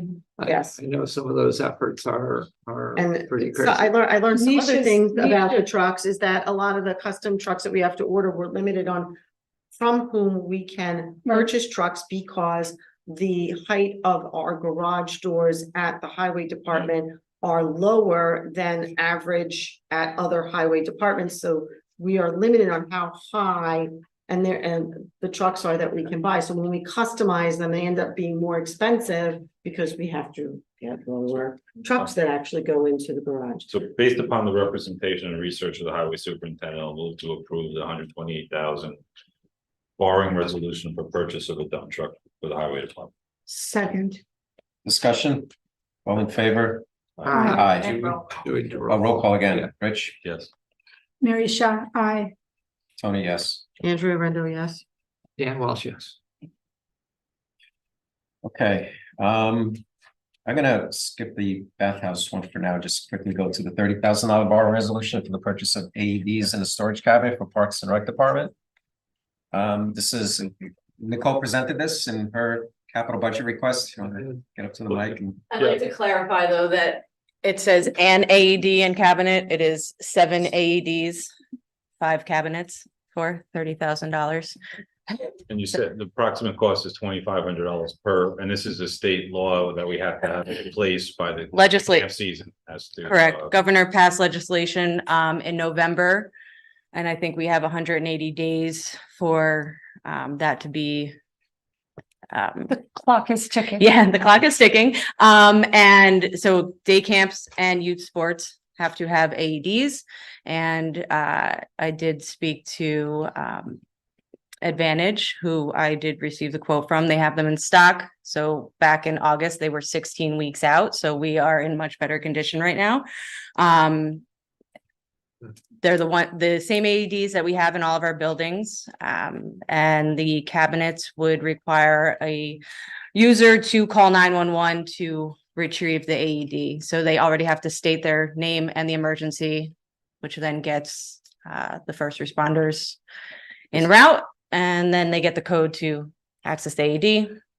Town Park, I propose to have 2, because technically with an cardiac emergency, you should have an AED within 3 minutes. And that is a large park. So my idea of location would be between the pool and baseball field so that it is accessible for the courts, pool, baseball, and then over at the pavilion where would camp mostly be. And then users at the basketball courts, playground. Do they have to be maintained or serviced?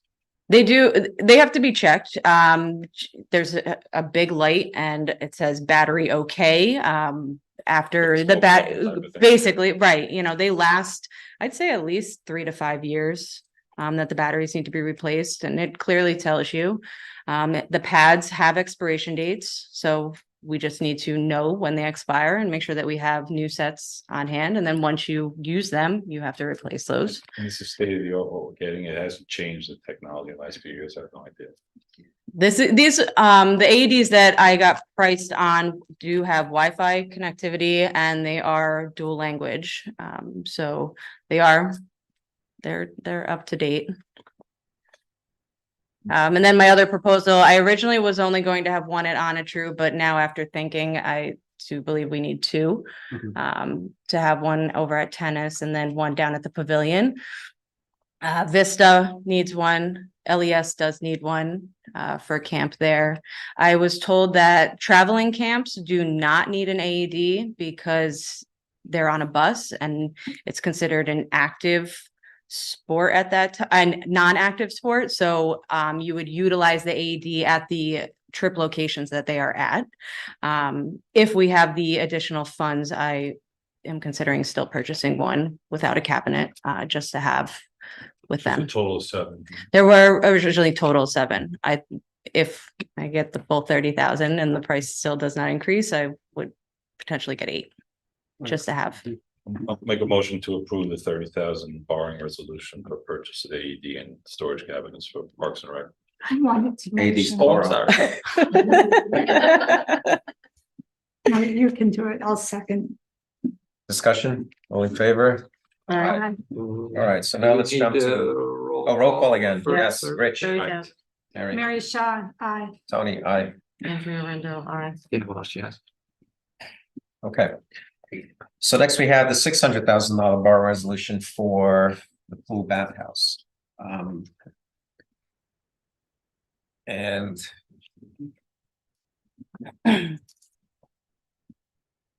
so we actually, so Nicole and I, we spoke about this and we also spoke about it when we did the ARPA, had the ARPA discussion. So we have, so between the pool house and then we have the water system, which we said we were going to pursue New York City FC WIA grant. It's going to be about $865,000 total. Based on what? Based on estimates that were provided to me. Do we have an estimate for the water aspect as well as the A rough pool estimate. house? Not for the pool house. Again, this is a very rough estimate without, we have to hire an architect to come up with some options on what we're going to build. Okay, so let's And break so, down. but the short answer is no. Now, in terms of the water system, Joe, who's here, he's been in touch with Delaware Engineering. And so even though we have 365, it could be, I think the range, Joe, you said was between 250 and 350. They're not real comfortable giving the price yet. Yeah. Because they haven't talked to the health department. Right. So what's the 600,000 for? What is our intent on what this money's gonna be used for? What's it going towards? The bathhouse. No, I know No. that, but what part of it, or is it the hiring of the architect? Is it, what's the $600,000? Well, we need to initially start with hiring an architect. I mean, we need to have plans sketched out. We need to have a plan. But I think the plan also for this evening was to, in this resolution, include the well, because from my understanding, Tony explained that we were going to apply for the WIA grant. It opens on February 5th. And if we have that, as he explained Funding. earlier this morning, the funds in the resolution, then we have a better chance of getting approved. But we also need to remember that if we don't get approved, we don't have that $219,000 or so kicked back to us. So If we get the WIA grant. if we do not get, we have to, right, so I initially said $1 million with the well. From what I understand and what I'm getting from Delaware, we don't need an additional well. What they are going to propose in this project is the storage tank. So a storage tank in the hill that would store 20 to 30,000 gallons of treated water. So they're putting in the treatment system and including a disinfection of manganese and iron to prevent the water turning brown. And then if we felt that we wanted a second well as a backup, we can do that, but that's also a risk that we're then taking because that water could be contaminated and then now contaminating the water that we already put this treatment system in for. So then we're going back to square one. Basically, the storage of water is what's going to give us more water, more pressure, not an additional well. That just is going It's another to, option. right, it's just another right. So that's the route that Delaware is going. They submitted a proposal to us this evening for engineering fees, which is just over $5,000. And we're almost at the point, I think they've reached out to the health department stating that we're almost at that, design stage and preliminary. So the 5,000 for the engineering to Delaware gets us what product? So the writing, the review, cost for labor, materials, equipment, overhead, profit, supplies required to complete the work. So the 5,000 payable to Delaware gets us a concrete, specific proposal, including cost as to what the well aspect is going to be. Water System, I'm sorry. For the water system. And the container. Our first phase. First, have an engineering report that you need to submit for your grant. That gets looked at by the county. That's like step one. So you apply for your grant. The final approvals, when they finally get done, that could be down the road. The health department could change their mind. No, so, but what I'm hearing is that the $5,000 investment from Delaware gets a sufficiently specific scope and everything, so we'll know if it's, like you said before, if it's a 250 or 350 type of thing, right? Yeah, that's when you'll know pretty close. So the $5,000 is money well spent to get us a detailed. Yeah, Why, and you need that to apply for the grant. so why can't we just do the 5,000, see what it is? We'll know exactly what we need and the scope of it, and then. Because we want to apply for the WIA grant that opens up on February 5th. Yes. So we need to let WIA know that we are serious about getting this project done. Well, doesn't it show we're really serious if we have detailed plans and the amount of money No, we because need? remember I said you need Need a a borrow funding fund source. resolution? Right, but that's one part, but isn't the more detail that you present in the grant, even like Oh, exhibit yeah, A, or and- exhibit A, here are plans, exactly what we want to do and The map exactly what the plan cost report, is? and that's what the $5,000 will get us, right? Right, You so, can't do one without the other, Rich. no, I'm saying we need the plan, why can't we two-step with that? We get the plans, we know what the cost is, we Because, know exactly. what the because if detail we is. do that, we're never gonna have the rest of it approved in time to apply for the WIA grant like we want to. We have to have the funding source for the entire project that we're proposing in place in order for us to apply for the WIA. So it's just a resolution to borrow. It's not the actual borrowing, but we have to go in showing that we have a resolution that says we're going to borrow. I have Am a I saying question. it right, Tony? Well, I'm gonna just confirm with Nisha. So the $600,000, we're gonna be taking all the town's debt, right? We're gonna reissue a bond. We're gonna convert to bond because according to Nisha, that's gonna be more cost effective for us. We get a better return. Rather than. Okay, that's Ban. a different Well, no, discussion. no, it's It's a not. very lengthy discussion. Well, so let me just give you the high level. So the $600,000, she needs the resolution saying that we're gonna pursue that 600,000. She can Yes. incorporate it into that one-time borrowing resolution with the or the one-time reissue.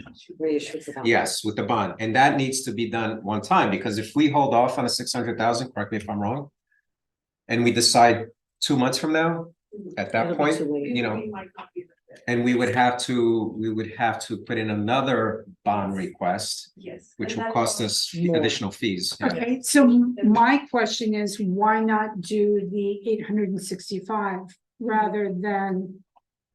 865, where are you coming That's the total project cost that I came up with. Remember when we met with Nicole? Yes. It says 865, which was, the For that, we have to contact the bond council to change the to resolution. change the resolution. Oh, Yeah. you've already sent it into the, It's in the packet. It's in the packet. So that's Yeah, going back but again. the scope of this, you're talking about the bath house, right? We're talking about that, Yeah. contemplating?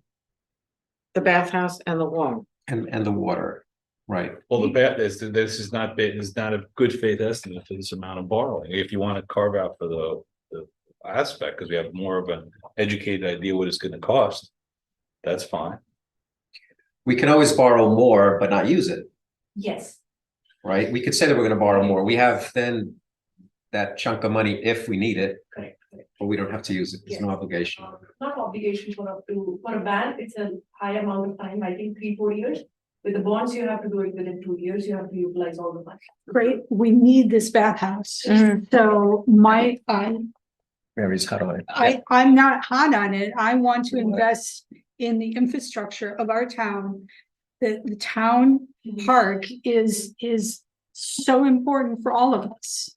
And if we could I really think we should do the We still, I'm fine. full amount. So Conceptually, what so- you're talking about is no problem, except we have no good faith estimate as what it's gonna cost.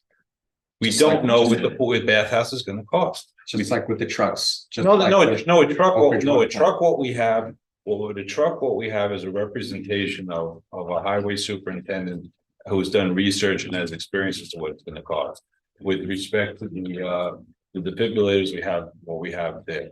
With respect to what the water component is, we have that 250 to 300, and we get the engineering. With respect to the bathhouse, we have nothing specific. And It's a range. Well, and you specifically, Tony, have been very much at the low end, and what you said in prior meetings is that you don't need the scope of work. It doesn't require the scope of work, that other people on the board may strongly disagree with that. No, for the reapplication, you do. You do need a scope of work. That's the $5,000. Not one or the other, it's both. So what I had, and again, this is when Nisha, myself, and Nicole spoke. If the project cost is $865, we do have about 225 in ARPA that we could potentially use, and that reduces the loan amount to $640K. So if we stick with the $600,000 resolution, that means we got to find $40,000. And the thought was to.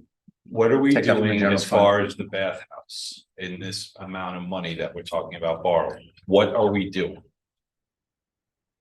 My build- sense is that the intent is to build this bathhouse. We do not have a detailed engineering design, but Well, is there anybody who thinks this is not gonna cost us at least $600,000? well, that's not how we should do it. I mean, we've been going That's the fine. last, no, I mean, we should have an idea what's something, a big Yeah, ticket I item, heard what that. we're looking to Alright. do and what it's gonna I'm just cost. trying to kind of restate here. The proposal is made in this way in order to piggyback on the consolidation of the bonding and try to get money as cheaply as possible to the benefit of the I taxpayers. understand that All right, concept. let me just finish this for a sec. So, and I've heard here said that ultimately we'll spend whatever needs to be spent. And if it only comes out to 500,000, we're not gonna lose that money. So, we're not purposely overpaying or anything like that, but we want to set ourselves up financially to be able to do this in the most advantageous way. I don't disagree as far as what we're trying to do to get cheap money, but we don't know what the cost is and the scope of the project. That's the problem. And government will find a way to spend the money that's available. So here's an option. Nicole, you don't see this being built until like shovels in the ground. When would you? I would say right after Labor Day. We would Okay. start construction. There's nothing that we can do for the season. We are Right. way too behind on that. So We don't have any drawings. We don't have any permits. And the pool opens Memorial Day weekend, Right. not happening now. So after the pool closes, we should already have everything set, ready to go that we are knocking down, because that is my plan, to knock down and rebuild, use the foundation that's already there. And as I've said, I would like to combine the guardhouse and the bathhouse. We got the engineering report back last March of the fees of whether we have separate buildings or combined buildings. It was $2,000 less for combining the building. So having the guardhouse at the front where the women's restroom is now, then your family restrooms on the interior and exterior of the building for the users outside of the pool, and then the men's restroom. Bathhouse. Also, on the cost of money aspect of it, we're talking about in January, it's also a possibility that interest rates may come down Yes. in the next 9 months, right? No, we're planning to borrow with the band reissuance, which is April 15th. So they will take the rates which are applicable on March 15th or 20th, somewhere close to that date, which is the sale date. On that date, whatever the rates will be in the market, that will be taken into consideration. How many sale dates are there during the course of the year? We just have one. But I'm saying, let's say if interest rates go down and there's an opportunity to purchase not April 15th, it's September 15th, after Labor Day. We can do that. We can always. You're gonna incur additional costs from the capital market advisors. $5,000 extra cost. Because we have consolidated our band in such a way that it's minimum for our town to pay a different, for example, if we have this bond going on April and we have the other bond going on in September, we have two costs associated with it. We'll be paying 10,000 on this one and 10,000 fees on this one, just to reach issuement. So rather, that's the way Leo had consolidated in such a way that all these bands and bonds can be reissued on one date and the cost would just be minimal. Right, that was Leo's recommendation, That is the do major- one borrowing Yes. every year. That's essentially effectively your closing costs on borrowing the money, kind of way to look at it. Yes. Right. But that doesn't, but that's different from what the interest is over the term of the Yes. borrowing, right? Obviously, nobody has any idea. It could go higher also, it could go lower, but all we are looking at March as the trend is going down. I'm planning to change these bands, outstanding bands, and convert them into the new borrowings into bands. Something tells me in a presidential election year that the interest rates are not gonna go up. I don't know why, but I. So the other option, so here's the other option. If we don't do this, if we decide not to do this, we can certainly have Delaware design the system. We can pass get their engineering or map planning report, they call it, the MPR. We could submit that with the WE application, but then we need to pass a borrowing resolution saying that we're gonna borrow sometime. We're gonna borrow. A 2-year window, is that right? No, No, we don't have a you two-year don't have- window. you We gotta go- need to have dirt.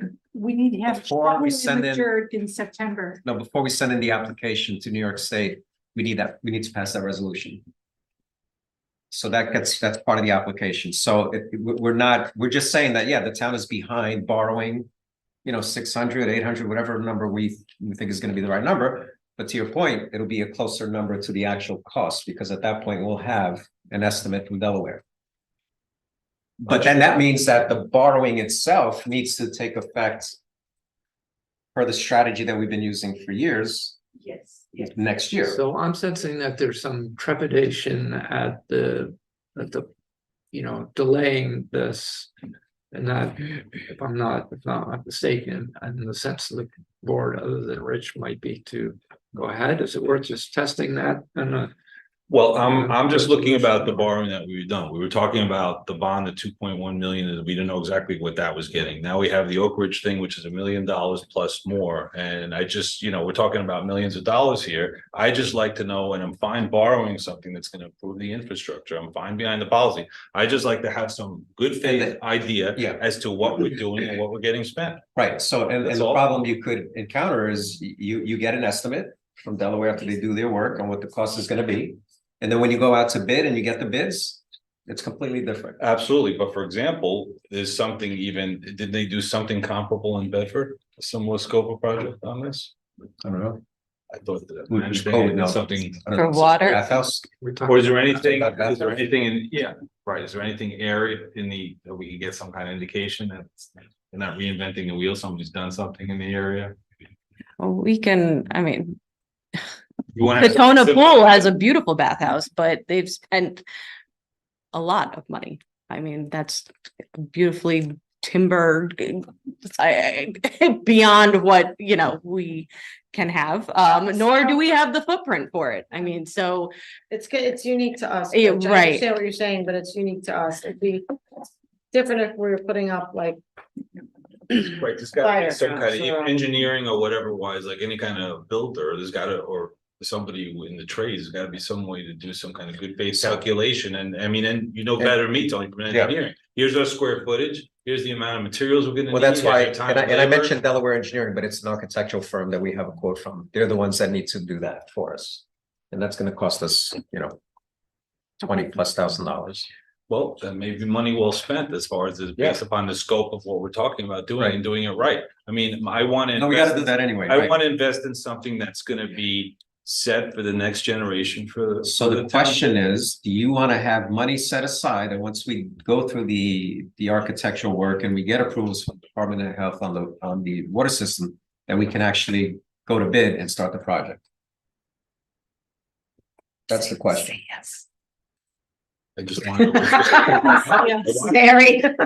I just want to know what it's gonna cost and have an educated basis. Right now, we're talking again, about, we cannot- $750,000. without knowing what it's gonna be. Right. But we don't have to, if it's less, that's great. We don't have to spend all that money. That'll be. Okay, just agree except to that never Do happens. we have a motion pending or we haven't made a motion? We have, We we have- haven't made a motion. May I please? I move that let me flip back to the page. I move that we approve $600,000 borrowing resolution for the pool bathhouse renovation and water filtration system at the town park. Second. The discussion, so what happens if it turns out we actually need another $500,000? What happens? Then we'll borrow with Then we it. cross that bridge when we get there. I'll go out and personally solicit So- donations. So we have, just FYI, we have another, again, the board needs to agree to this, another 220.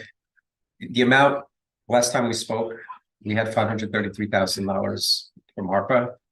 I found an additional 100,000. Because the two roofs that we just replaced, we're getting reimbursed from FEMA. So Joe worked the two roofs set on it. Excellent. Excellent. So we have. So we have that. Plus there was the 350 that we allocated for the town park playground. Mhm. So we found out, thanks to Nisha's research, that about 48,000 of that came from a ban that was for Parks and Rec. So you put that money back into ARPA, we now have 634,000 Beautiful. in ARPA available. So where are we on the 2.5 revenue side of the equation? Where are we as far as the kitchen line property? But we're That's a changing different, topics. that's a No. different topic, Rich, so. We- That's we've gonna be got a- done this year, that's in the budget. We have for a this year. motion on the table, if I may gently remind you. Yeah, So we had I'll discussion. second it, but. I said. Oh, you No, said- no, no. So just by way of discussion, you said the pool house and the water system, just to note that the resolution, I think, only. Doesn't include the water system. Right, and we, Okay, so just to We can amend it. avoid. I so amend it. So if Greg, can we do that? I mean, I don't know. or does it have to go back substantial, yeah. to bond council to do that? So what I'm hearing is. Well, that- let Greg Greg answer. answer the question. No, the resolution is only for the pool and bathhouse. It's not for the water system, correct? I'm reading the text of it. So the motion can be amended so that it's just to authorize what's set forth in the reso, which is $600,000 for the renovation of the pool bathhouse. So based upon the numbers, which always organized, so let's be, No, wait. it's on the 350 side. 350 is dealing with the water aspect of it, which leaves 250 for the bathhouse, right? No. This is just for the bathhouse, right? I was Water- confused because Nicole had said that it includes water and the bathhouse. So let me look at the. Am I, So then am it's- I then wrong? it's- Did I misunderstand? Okay. Then it's an 850 to 9. It has to, 865 is the number I said. 865. but the resolution has to state Purpose.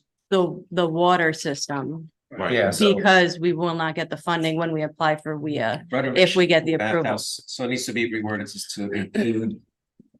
Yeah, because it has incidental expenses, but I'm not sure that covers what you're specifically. Well, yeah. So I stated the, So you were right, Mary. I'm sorry, I confused things. But it sounds like it does need to be modified. the paper affidavit, the paper needs to be. All right, so modified. we can vote on this contingent on this modification, and we get the upgraded or updated Bond resolution. bond resolution tomorrow, and then we can still publish. What's your cutoff? I have to get this in by 10 a.m. Oh, 10 a.m. Okay. I So would- The scope, it's Wait, section wait, one. wait, Greg, let Greg says, what? Is it, what you're contemplating here, just, is it modifying the scope of the borrowing for a monetary figure and for a broader spectrum of improvement that include the water system? Is that am I getting that correct? Well, section 1 of the bond resolution says for the purpose of paying the cost of the renovation of the pool bathhouse in for town, including incidental expenses and connection. connecting there with. Right. Incidental, a specific object of purpose that hereby authorize up to 600,000. Right, is the water, are the water system improvements the incidental expenses that you're contemplating? Is the water, Councilman Shaw's motion was for the pool bathhouse and water system improvements. Words to that effect. Is that correct? Yes. Okay. But your question is whether the language already incorporates it in there without it needed to be said specifically. And we need to increase the number. Well, then, Just Greg, ask can we how put, including? well, Greg, can we put a resolution or stipulation that incidental expenses expressly includes what we wanted to include? Yeah, you can clarify that. I just wanted to make sure that you weren't talking about it as a separate item, that it is incidental to the improvements to the bathhouse. So, Or a okay, part let me- of that project, okay? It is incidental. The water project is incidental to the improvements at the bathhouse. Because it involves the water pressure issues and all the things that we need to incorporate. So let me ask this, for the purpose of WIA, which we're gonna be applying for sometime in February. Can we leave this the way it is for the bathhouse, but for the WIA, we pass a borrowing resolution or a funding resolution for the 365,000 specific for the water system, made up of various sources of money, including ARPA, which if we all agree, once we sit down and review this, to use 225K for ARPA, then we're short 135. And that could come from. Or come from The additional. resolution is bonding, there's a bonding resolution. Yeah, but you're not, you're not. He's saying not fixed. to bond for the whole You're thing. not bond, you're basically saying to New York State, yeah, we know it's gonna cost us $365,000. And we're gonna come up with the funds for that. On top of what because they're gonna provide us 80% if we get the grant. 80% of 365, let's say.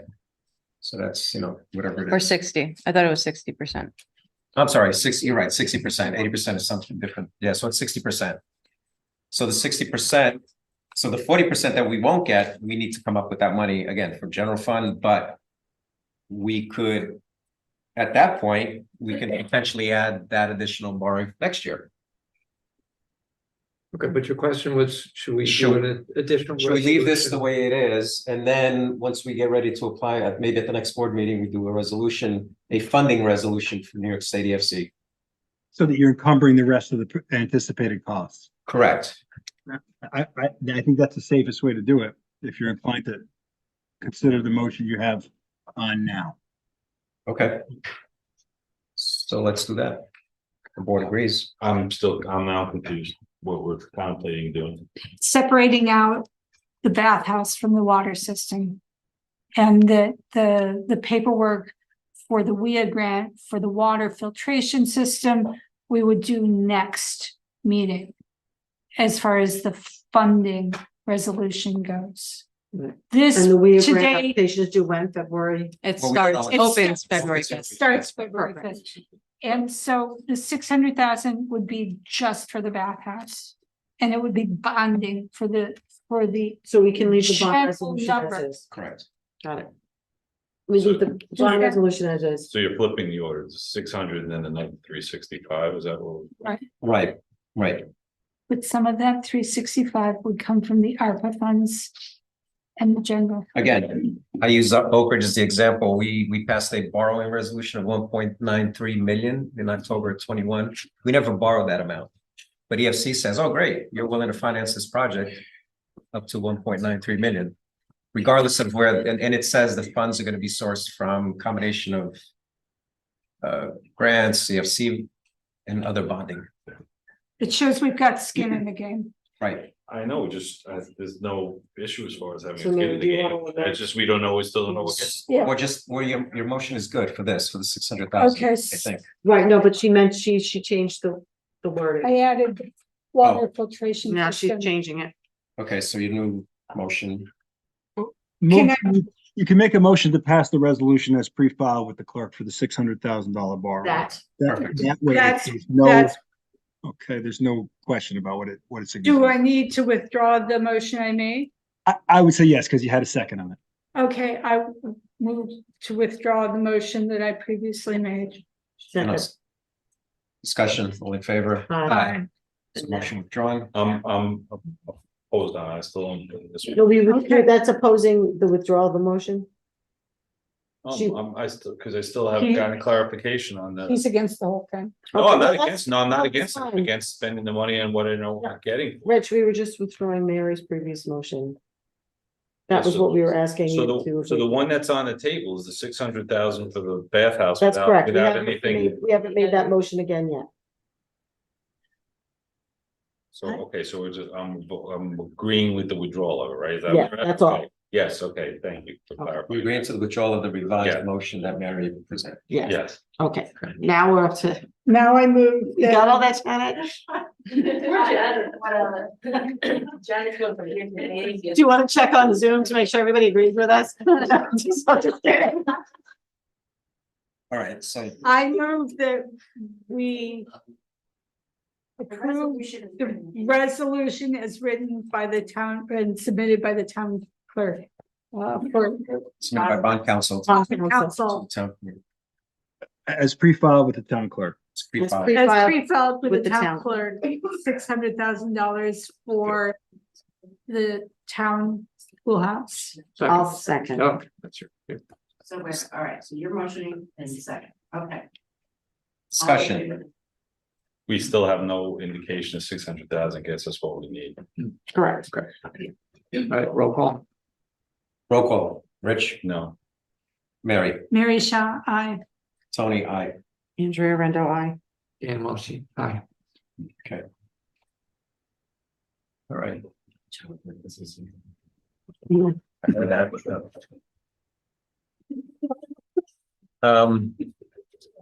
Okay, so back to the next agenda item. Application for water resources development. Yeah, so this is another grant through our congressman's office. We originally found out about it Wednesday night of last week, and it was due Friday morning, which gave us basically Thursday to work on it. And this is, it's, so the project is to mitigate stormwater issues that we have between Lewisboro and North Salem, between Wild Oaks and Nash Road. So we, been talking to Warren Lucas, the supervisor in North Salem, and he actually reached out to the congressman's office, and we got an extension until January 25th to submit this. And not just for us, because everyone was complaining about the short notice, so they extended it to January 25th. We had our engineering firm go out there, our highway, John Winter went out there as well. I met them out there. We spoke to neighbors and email exchange. And so this is basically the board approving that we can move forward with sending in this application. It's a very simple, high-level application where we just put in a cost. Warren in North Salem is going to drive the application. It has to be one of us, but he did confirm with the congressman's office that the two of us can utilize the funds concurrently for the part of the work on our side of the border and then his work in North Salem. So moved. What Thank is, yeah, can we just clarify what exactly are we? So with these Doing latest here? storms, the storm drains on Ash Road, including some of the storm drains at West Meadow, the end of. Yeah, which we drove that night on that street, how bad it was over there. Yeah, so that tends to, those drains, storm drains are not big enough for the amounts of water we've been getting, amounts of stormwater runoff. And then in addition, from the co-ops on Wild Oaks Road, we're getting water going across the road and across the people's backyards and flooding their garages. And so this includes putting in new storm drains and piping, larger piping. From there, from the cul-de-sac, the West Meadow cul-de-sac, adding a couple of new storm drains to North Salem, and then North Salem does their piece to bring the water across Nash Road. Because right now it floods Nash Road. So we Right, decided so we're taking our piece from the apartments down West Meadow and connecting where essentially the North Salem border on. Yeah, from the backyards there, the two people, the person on Wild Oaks and one of the residents on West Meadow, their backyards are basically connected.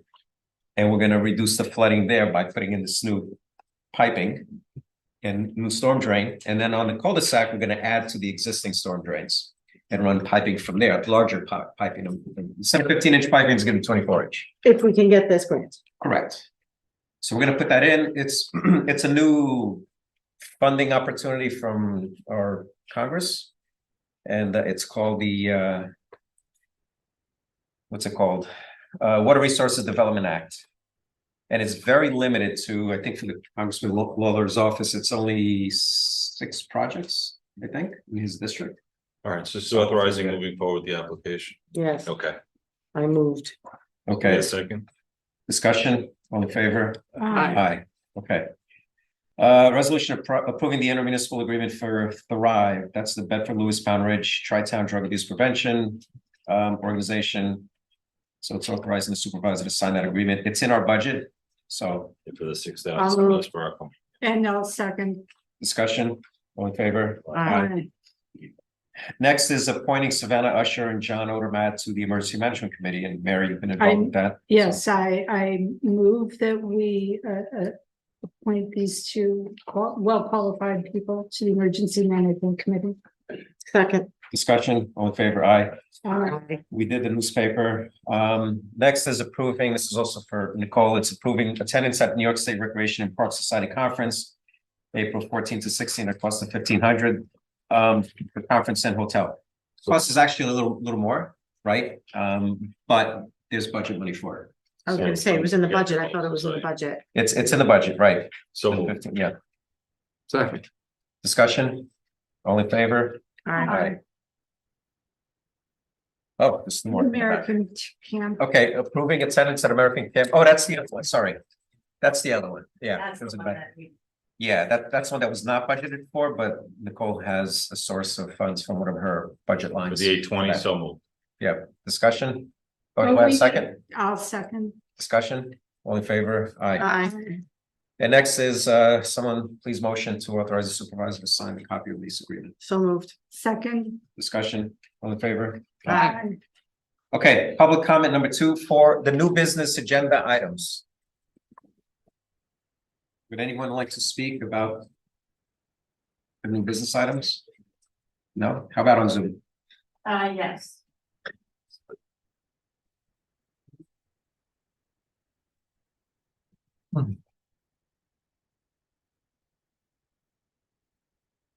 Simone O'Connor, I'm asking you to mute. Hello again. Why is Delaware Engineering the only company we use? Why do we never get second opinions? It doesn't matter if it's required by the state, it just seems prudent. Town Supervisor Gonsalves, you stated in 2021 that you put in for 1.93 million to borrow for Oak Ridge, but now we're around 4 million. Sorry. And you're putting in to borrow for another million. Tonight, you spoke about people failing to stamp paperwork, which seems pretty negligent to me, regardless of whether you were able to correct it. Tonight, you fought vehemently with your fellow board members not to add help to your core group, and I don't understand why. You surely seem to need it. At least your colleagues seem to think so. I would feel happy if I was getting help in getting things done. My other comment is there's a lot of borrowing going on tonight. I'd like to pay my bills with other people's money. We're not in a good place financially in this world, our country, our town. Who's paying all this money back? Are you not hearing me, Mary? Because you're touching your ears. Yeah, well, you faded out. I don't know why. Okay. Okay, you're back. It's better now, Simone. Okay. I'm Thank you saying for pausing. it's okay. I saw you touching your ears. I don't know where I left off, where you didn't hear, but I'm talking about borrowing. And a lot of it's going on tonight. And I want to know who's paying all this back, because you all have a fiduciary duty to all of us. And I want to know the hard numbers. I think Rich is right. I want to know if we're giving you $1, what do we get back for the dollar? And I want to know that it's only going to be $1. I think there needs to be more transparency. And finally, I have zero interest in paying for EV chargers. And why don't our 2 gas stations in Vista have them? And why should Vista Park have them over Onitru? We're losing you, Simone. Oh, I don't know why. Is it me? I had no problem before. What is it? I don't think it's on our end, Simone. Okay, I don't think it's on my end. I have all the Wi-Fi and all the bars. I just want to finish by saying I don't think Vista Park needs to have EV chargers. I think we have enough going on. The town park has that beautiful playground. We don't even have a swing in Vista Park for kids to come to. I don't have young kids anymore, so this is not for me personally. But I find it sad when we did the egg hunt, all these young parents came and they said, oh, you don't have swings. But no, hey, we're going to have EV chargers. I mean, it's appalling to me. Put them in Onatru. Put them on the other end of town. We have 2 gas stations. It's enough during baseball season. We can't drive up East Street.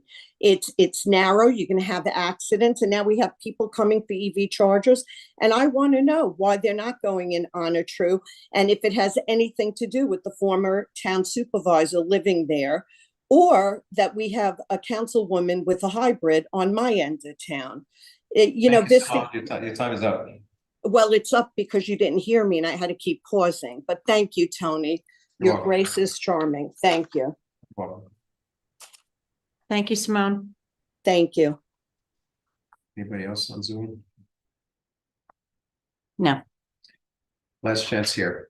Sorry. Go ahead. Thank you.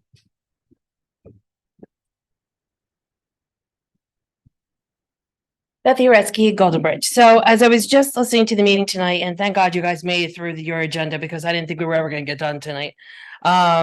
Just had a couple of thoughts and actually questions, just more thought provoking, not criticism or judgment or anything else.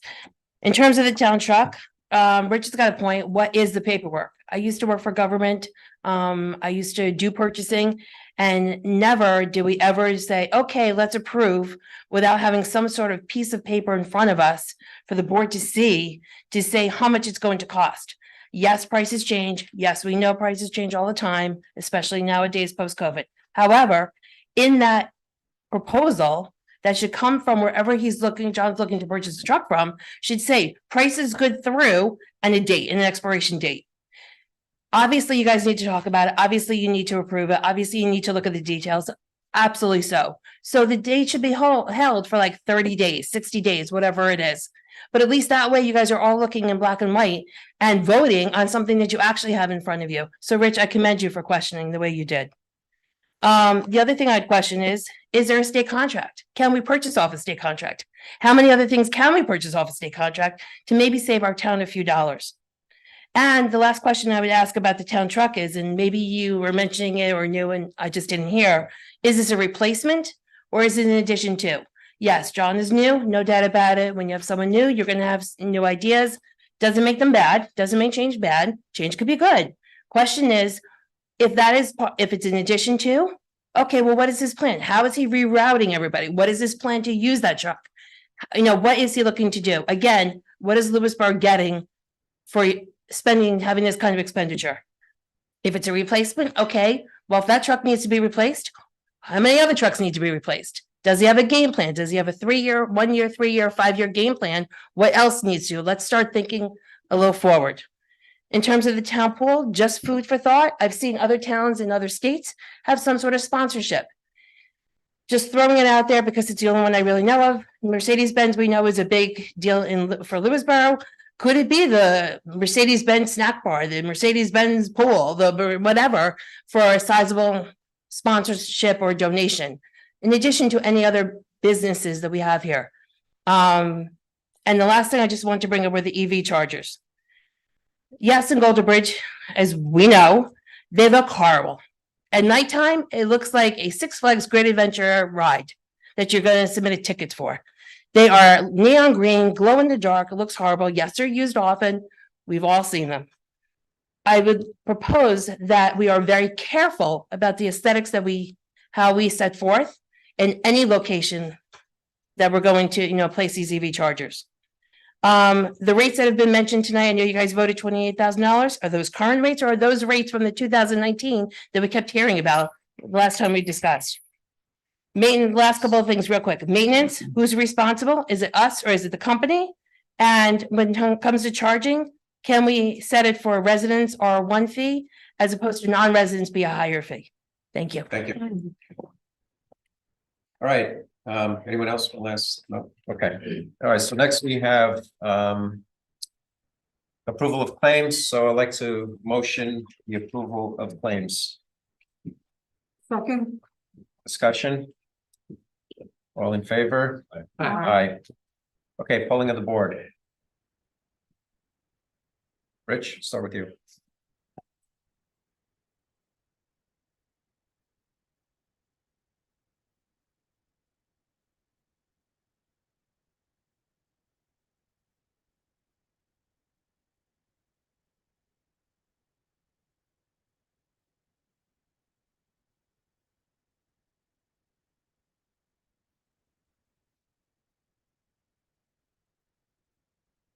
Just, I've spoken about it before, about, Dan's comments, so I'm not gonna go into detail, but it is a free speech issue, and it's also a political issue, but it's not a legal issue. And I've spoken to people on that. I personally think that, Dan has not been supportive of a large part of the Jewish community in Lewisboro. That's my personal opinion. I don't think he has. I don't think he's shown empathy and support for the Jewish community in Lewisboro. That's my personal opinion, and I've said that before. If he chooses not to, then again, I circle back. It's a free speech issue, and it's a political issue. It's not a legal issue. Dan has the right to say what he wants to say, and that's absolutely, what it is. And I'm not gonna do anything by way of censure, by way of anything like that, because I don't think that's what the law allows. He has a right to exercise his free speech. And if people don't like what he said, and then again, back to free speech and again to the political process, that's, people should get involved if that's what they want to do. I'm pretty close to an absolutist when it comes to First Amendment stuff, and I think from as an attorney, I think about things like Skokie case back in the 70s, and I thought, and people's right as Nazis in a predominantly Jewish community to exercise their free speech rights. It's very important to me. So, while I disagree with how Dan presented stuff and what he said, I do defend his right to be able to say it in the exercise of his free speech rights. I wanted to bring a general piece of information as far as electrical rates. This is from my personal experience. I had Verde, which is one of the companies which my contract expired, and they had a renewal for about 10 to 11 cents, I think, per kilowatt hour as far as the delivery. Sustainable Westchester, depending on which choice you got, is 12 or 13 cents. So I called up NICEAG, which we all have, and as it was a couple weeks ago, it's between 6 and 7 cents. It could be adjusted each month. I'm just putting it out there. You can do a search as far as rates, especially in the wintertime, a very cold winter, and it may be an opportunity to save a few $100 as far as your heating costs. Just do the research as I did, and I'm going to watch it each month. So the way I looked at it, my personal decision, if it's between 6 and 7 cents and adjust each month through the winter and it goes up to 10 is still less than, what it was. So just putting it out there that everybody should do research and take a look at their own budgetary needs. And it may be an opportunity to save some money in the winter time to put that out there. Thank you. Mary.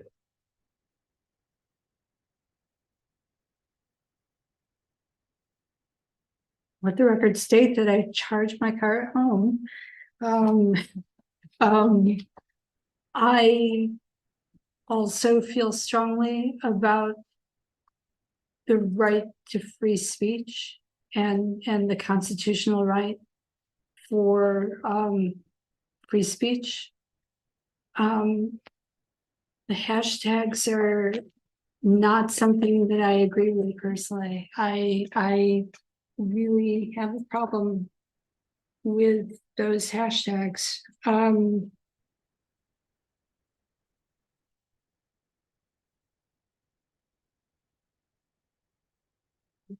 It's his First Amendment right. I don't think it's something I would agree with. I know it's something I would not agree with.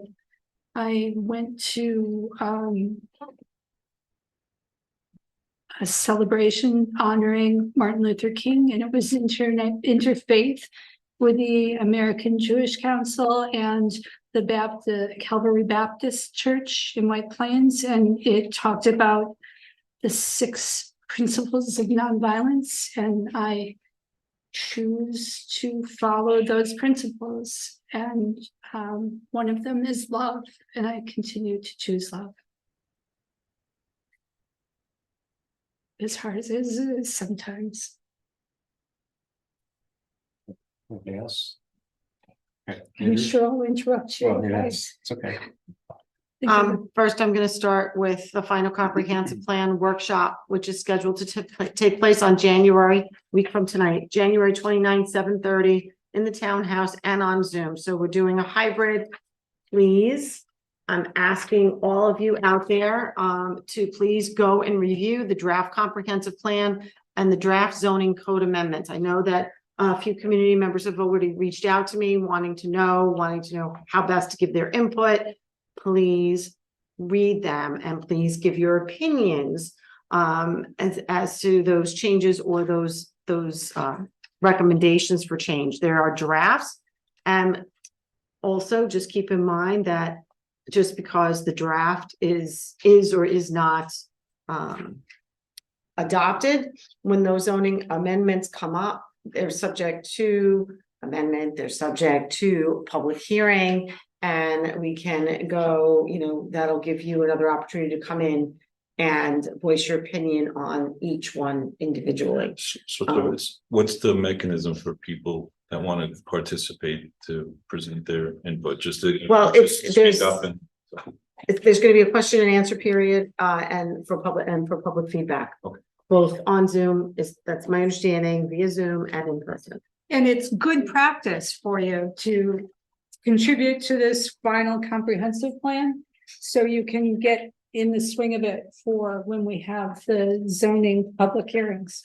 And if somebody wants, like, post meeting to submit something in writing, or if You can always submit something in writing, but the sooner the better. The sooner the better, because there's not going to be much time after this up to when the draft is finalized for presentation to the town board. As far as what many of you have come here tonight to discuss during public comment, I've said everything that I could have wanted to say before, and we're spending an enormous amount of time on this when you can see how long town board meetings are, not because it's not important. But what I will add is this: I am highly disappointed in the most recent post by Dan, because I think his failure to realize what it is that he included in that post, whether it was via cut and paste or otherwise, was careless, reckless, disrespectful, and it goes again to fuel the sentiments of the community. It's I can say it's undermining in many minds his credibility with people who have voted for him over the past 16 years or so that he served. So it saddens me. Tony and I received an email from a resident asking why it was that we did not refer this matter to our ethics committee. And I don't have a problem doing that. I would ask that the town board consider that. But my understanding of our ethics code that is modeled after what town law requires is that it deals specifically with conflicts of interest in a very limited sense, and it's defined by our law. And although I have no problem asking our board to refer the matter to our ethics committee, I suspect that they will come back with a comment that it does not fall within their purview, which is another reason why I was pursuing updating our ethics code and having it a little more accessible to the community, but also more understandable to our community so that they know how it is used and how it can be used. Because it sounds like it covers a wide variety of things that it doesn't necessarily cover. So, like I said, I would suggest that we do refer it, but with just that caveat that, I anticipate that the ethics committee would more than likely return it, so it doesn't fall within their purview under, the state law that they follow. Yeah, sure. Just on electric rates, I'm in agreement with rich people should look around and investigate and do what they need to do. I will say that I don't know who we talked to on the phone on NICEAG. Their service people can be fantastic, and sometimes they can be not so fantastic. If you go on the NICEAG website right now, their rates are like 10.5 cents roughly, and actually it'll be a little more with the merchant function charge. So it's not, but they go up and down. So you can make your choice in that. Of course, that's non-renewable. On the we spent so much time on, I'm not going to belabor it either. I just want to point out there's a couple of things. One is there was the letter that was in the Lewisboro Times. It looks as if I signed it as with my town board. I didn't do that. The editor did that. He put the identification there. So that was not something I chose to do. The hashtags, I did mess up. I shared this thing onward and I didn't look at bottom where all the hashtags are. I have no idea what all those hashtags are about. And I click through all of them, and if some of those were not things we want to support, and and probably were not, then sorry for that. That was definitely a mistake on my part, and I wish I had not made. As far as some of the other comments, I think it's not appropriate to get into sort of substantive things here. I'll just say one thing important to that sort of keeps me out there is I have had people contact me and say that they are thankful that somebody's speaking up, and in fact they were afraid to because they were afraid they would lose their jobs or some other drastic consequence for them. So when I hear that kind of thing, well, we have to still be out there on this. So I've said before that I understand that this is traumatic. October 7th's been traumatic. We talked about that, and I do understand. I'll just say that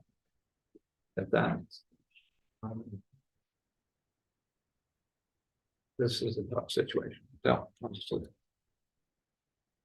All right, a couple of things. So on the emergency management, I'd just like to thank Mary. She's the liaison to that group and has really taken ownership of, especially with the New York alert system, which, I tried today to send that comprehensive plan because I was asked to do that via the New York alert system, which I thought I had access to, but I no longer have access to it because Mary took it away. No, it was because of the reorg we did with the emergency management. So, which I'm glad she did a great job. So I got it right away. Once you sent it, I saw Mary just did that, and it comes over email as well. So when you sign up, you can sign up for email, and it's been great. Dan Murtha has been our LVAC captain. He's a co-chair. He's also been great getting weather alerts out, and Adam Oakes as well. So I applaud them for the work. We're finally using that platform as it should be used, both for information and for weather and any emergencies. So that's all good.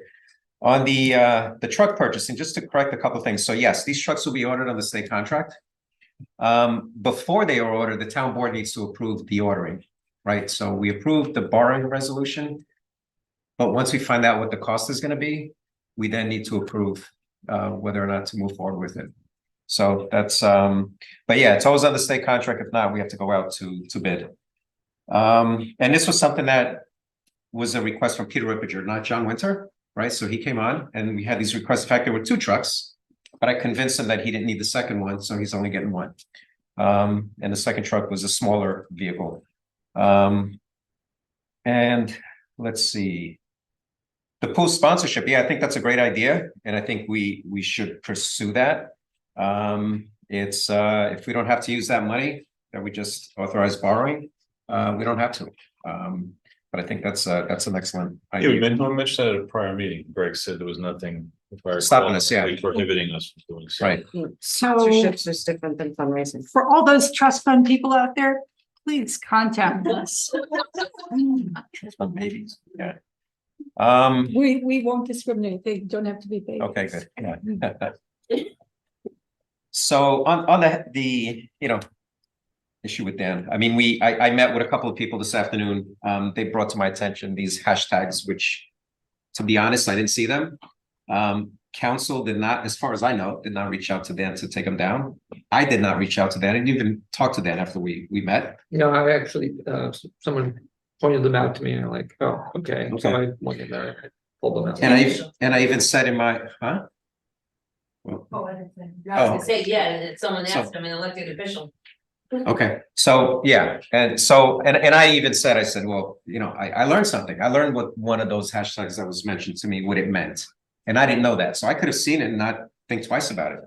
But I was gonna ask him to stop using those hashtags, or before he posts anything that even could be controversial or he's not sure of, that I think you take a step back and think about it before posting. And I think that's important. I mean, it's all of us, we're in the same, no matter what you post out there, it's out there, and you have to be very careful with what you're saying. And I think I mentioned that, I did mention that when this all started, that when you're sitting up here at the dais, you have to be cognizant of what you're saying and what you're broadcasting. So I'm glad, I understand you from the meeting tonight that you took those hashtags down, so that's a good thing. And next time, let's be a little cautious about reposting something that we don't know what the true meaning is. So